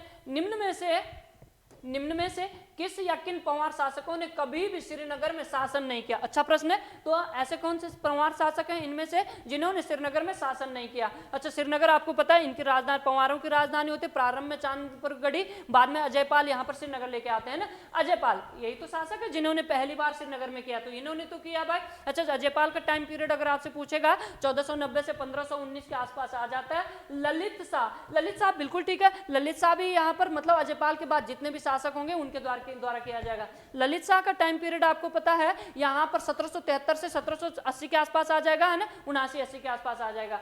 जयकृत शाह की बात करें 80 से 86 के बीच करेंगे। सुदर्शन शाह ना टिहरी में करेंगे, टिहरी में है ना, टिहरी रियासत की स्थापना करते हैं। प्रद्युम्न शाह भी आपको पता है यहाँ पर 86 के बाद प्रद्युम्न शाह यहाँ पर श्रीनगर में शासन करेंगे। तो किसने नहीं किया? तो यहाँ पर केवल चार ने नहीं किया भाई, ठीक है। आगे बढ़ते हैं। पौरव राजवंश में सेना प्रमुख को क्या कहा जाता था? ठीक है, सेना प्रमुख को यहाँ पर बलाध्यक्ष कहा जाता था। सूपकारपति, यहाँ पर रसोई का जो प्रमुख होता था उसे सूपकारपति कहा जाता था। महाराजाधिराज इनकी एक उपाधि होती थी। यहीं पर आ जाता विषयपति, प्रशासनिक प्रमुख को यहाँ पर विषयपति कह देते हैं। दिबिरकोट लेखक को कहा जाता है। दूतक, यहाँ पर दूत को कहा जाता था, विशेष याद रखना भाई। चल आगे बढ़ते हैं। कुमार कुमारी प्रथा किससे संबंधित है? तो कोलों से संबंधित आ जाती। कुमार कुमारी प्रथा कोलों से संबंधित आ जाती है, कोलों से संबंधित। इनकी एक सामाजिक प्रथा होती थी, आपको पता है हमारे उत्तराखंड में कुछ पूरा प्रजातियां, प्राचीन प्रजातियां, कोल, किरात, खस। अच्छा, कोलों को किसके द्वारा उत्तराखंड की प्राचीन प्रजाति मानी गई? उत्तराखंड या हिमालय की प्राचीन प्रजाति मानी गई? शिव प्रसाद डबराल। यहां पर आंसर देना आपको, किरातों को किसने उत्तराखंड की सबसे प्राचीन प्रजाति माना? आंसर देना आपने ना। खस, आपको पता है खस भी यहीं पर एक पूरा प्रजाति है, इन तीनों में से सबसे मजबूत, ठीक है, सबसे शक्तिशाली खस। नेक्स्ट, गढ़वाल क्षेत्र में थड़िया नृत्य किया जाता है। गढ़वाल क्षेत्र में थड़िया नृत्य, महिलाओं के पहली बार मायके आने पर थड़िया नृत्य किया जाता है, विशेष याद रखना। आगे, उत्तराखंड के मुख्यमंत्री पुष्कर सिंह धामी ने बोर्ड का किस्सा पुस्तक लॉन्च की है। यह कहानी संग्रह किसकी है? तो यह कुसुम बैधानी की आ जाती है। आगे बढ़ते हैं भाई, है ना, ठीक है। उत्तराखंड में मुख्य रूप से बोली जाने वाली बोली कौन सी है? मुख्य रूप से तो आपको पता है गढ़वाली, कुमाऊनी, जौनसारी उत्तराखंड में मुख्य रूप से बोली जाने वाली भाषा हो जाएगी, ठीक है। नेक्स्ट, भूमियाल देवता की पूजा कौन सी जनजाति के लोग करते हैं? भूमियाल बेटा ध्यान देना, भूमियाल देवता पूछेगा, भोटिया जनजाति, और ये धारू नहीं, ये थारू है। भूमसेन की पूजा पूछेगा, भूमसेन देवता की पूजा पूछेगा, भूमसेन देवता की पूजा पूछेगा तो थारू लोग है ना, कृषि के देवता के रूप में भूमसेन देवता को पूछते हैं ना, विशेष याद रखना है ना, ठीक है। भोटिया जनजाति भूमियाल देवता की पूजा। हाँ, आगे बढ़ते हैं। बुक्सा आपको पता है, साकरिया देवता, और यहीं पर खेड़ी देवी, खेड़ी देवी। और प्रमुख जो देवी है बोक्साओं की वो चामुंडा आ जाएगी, चामुंडा देवी। काशीपुर की जो चामुंडा देवी है ये बोक्साओं की प्रमुख देवी। बस याद रखना खेड़ी देवी और साकरिया देवता की जो पूजा होती थी वो गांव से बाहर किसी स्थान पर होती थी, गांव से बाहर किसी स्थान पर होती थी। और जिस स्थान पर साकरिया देवता और खेड़ी देवी की पूजा होती है उसे थान कहा जाता था, या कहा जाता है ना, थान कहा जाता है ना। भोटियाओं में बहुत सारे, थारुओं में अगर थारू भोटियाओं में बहुत सारे देवता देखने को मिलते हैं ना। थारुओं में अगर हम बात करें, यहाँ पर थारुओं में बागेश्वरी देवी की पूजा होती है। बागेश्वरी देवी की पूजा शिकार की देवी के रूप में होती है। यहीं पर शीतला देवी की पूजा चेचक की बीमारी को दूर करने के लिए होती है। ढोर चांदी देवी की पूजा पशु रक्षा के रूप में होती है। बहुत सारे देवी देवताओं की पूजा होती है ना। यहाँ पर घूमर देवता की पूजा, यहाँ पर है ना घूमर देवता की पूजा हो जाती है। यह बहुत सारे गबला देवता की पूजा हो जाती है भोटियाओं में ना। जौनसारियों में महासु महाराज आ जाता है। चलो आगे बढ़ते हैं। नेक्स्ट, सही मिलान कीजिए, सही मिलान करना है। अच्छा, यहां पर सही मिलान कीजिए तो देखते हैं हम सही मिलान, थोड़ा सा ऊपर ले जाएंगे इसको, ऑप्शन नहीं दिख रहे हैं ना। सही मिलान करना है, चलो ठीक है। यू कॉस्ट, यहां पर यू कॉस्ट अगर हम बात करें तो यू कॉस्ट आ जाएगा 21 फरवरी 2005 को, ठीक है। यहां पर यू सार्क की बात करें तो 2 फरवरी 2005 को आ जाएगा। यहां पर ठीक है, यहां पर अगर हम बात करें यूसेक की बात करें 21 सितंबर 2005 का आ जाएगा। आरोही परियोजना करें तो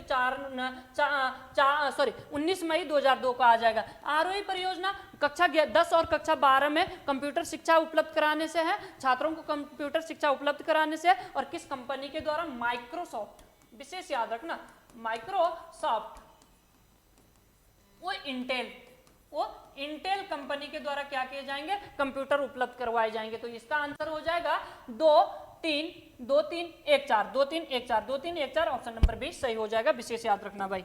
चलो आगे बात करें, ये तकनीकी शिक्षा से संबंधित है ना। नंदा देवी शिखर का प्रथम सफल आरोहण किसके द्वारा किया गया? तो नंदा देवी कब हुआ? अच्छा कब हुआ? सफल आरोहण पूछा हुआ तो सफल आरोहण यहाँ पर 1936 में होगा, 1936 में। असफल, सॉरी, असफल आरोहण पूछा हुआ है ना, कोई बात नहीं। असफल आरोहण अगर पूछेगा तो 1905 में होता है। यहाँ पर किसके द्वारा? लैंग स्टॉप के द्वारा, है ना, लैंग स्टॉप के द्वारा, लैंग स्टॉप के द्वारा यहाँ पर पहली बार चढ़ने का प्रयास किया जाता है नंदा देवी पर्वत पर। हाँ, एक निश्चित ऊंचाई पर शायद 5800 कुछ मीटर ऊंचाई पर पहुंचते हैं, वहीं से वापस आ जाते हैं। जिस स्थान से वापस आए थे उसे आज भी लैंग स्टॉप टॉप कहा जाता है ना। अगर सफल आरोहण की बात करें तो 1936 में होती है, किसके द्वारा? तो ये नोएल ओडेल,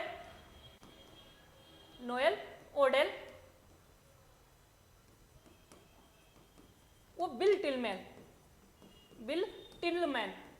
टिलमैन के द्वारा इसका आरोहण किया जाता है। बिल टिलमैन के द्वारा इसका सफल आरोहण किया जाता है। अच्छा, यहां पर ये तो पुरुष है, पुरुषों के द्वारा 1936 में इनके द्वारा सफल आरोहण किया गया। महिलाएं कौन सी है जिनके द्वारा इस नंदा देवी पर्वत का सफल आरोहण किया गया? तो विशेष याद रखना रेखा शर्मा, यहां पर हर्षवंती बिष्ट,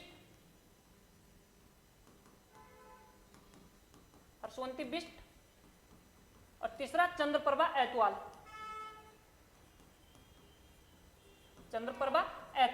इन तीनों के द्वारा इसकी यहाँ पर नंदा देवी पर्वत का सफल आरोहण किया जाता है 1981 में। विशेष याद रखना, पुरुष अगर पूछेगा नोएल ओडेल और बिल टिलमैन है, प्रथम प्रयास पूछेगा लैंग स्टॉप पर नहीं पहुंच पाए, और महिलाएं अगर पूछेगा रेखा शर्मा, हर्षवंती बिष्ट और चंद्रप्रभा ऐतवाल। आपके लिए प्रश्न है कि उत्तराखंड की दूसरी जो सबसे ऊंची चोटी है कामेट पर्वत 7756 मीटर, इसका प्रथम आरोहण किसके द्वारा किया गया तथा कब किया गया?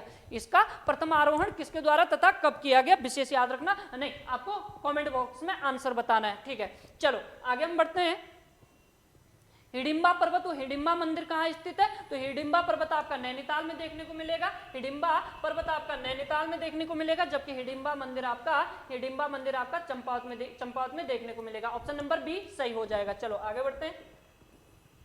राज्य में चमड़े के कार्य करने वालों, राज्य में चमड़े के कार्य करने वालों को क्या कहा जाता है? तो सारकी कहा जाता है, कोई दिक्कत नहीं होना चाहिए। साकरिया हमने अभी कहा, साकरिया बोक्साओं के ग्राम देवता के रूप में पूजा होती है। दामी, ये दामी की अगर हम बात करें तो भोटियाओं में विवाह को किया जाता है ना, विवाह, भोटिया में विवाह को कहा जाता है, विवाह को दामी कहा जाता है। दो प्रकार के प्रमुख विवाह देखने को मिलते हैं, तत्सत और दमोला। तत्सत और दमोला विवाह प्रथा किसमें प्रचलित है? ये आपका भोटियाओं में देखने को मिलेंगे। अच्छा, इनमें अगर हम यहाँ पर बात करें सगाई की रस्म को क्या कहा जाता है? सगाई की रस्म को, तो सगाई की रस्म को यहाँ पर भोटियाओं में है ना, भोटियाओं में थोची कहा जाता है, थोची या थोचीमो,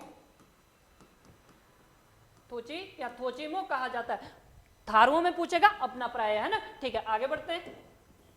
स्वारा, भोटियाओं में स्वारा किसको कहा जाता है? सगे संबंधियों को कहा जाता है। ठीक है, क्वेश्चन है निम्न में कौन सुमेलित है?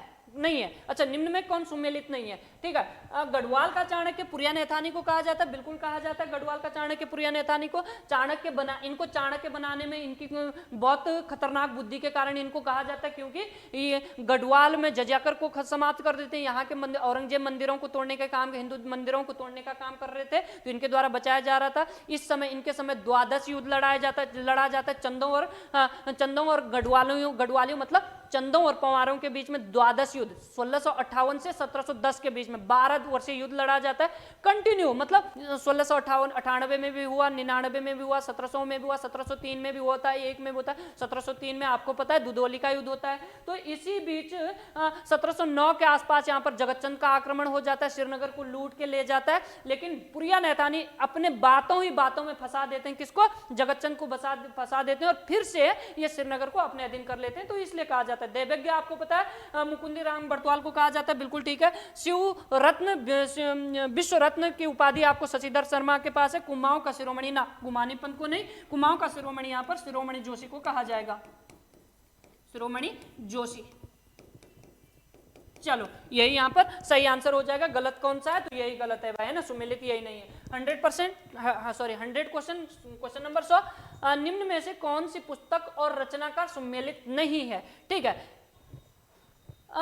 यहाँ पर मसूरी मेडले, गणेश शैली की बिल्कुल ठीक है, कंचनजंगा हुकुम सिंह पांगते की बिल्कुल ठीक है, होली हिमालय शेरमन ओकले की, अल्मोड़ा गजेटियर H.G. विलियम, ना ये H.G. वाल्टन की आ जाएगी, H.G. वाल्टन की, है ना, वाल्टन की आ जाएगी, H.G. वाल्टन की आ जाएगी ना। विलियम्स की बात करें, H.G.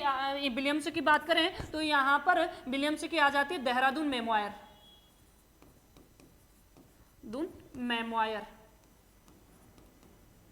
ठीक है। यहीं पर होते हमारे, इसका जो गलत आंसर हो जाएगा ये हो जाएगा।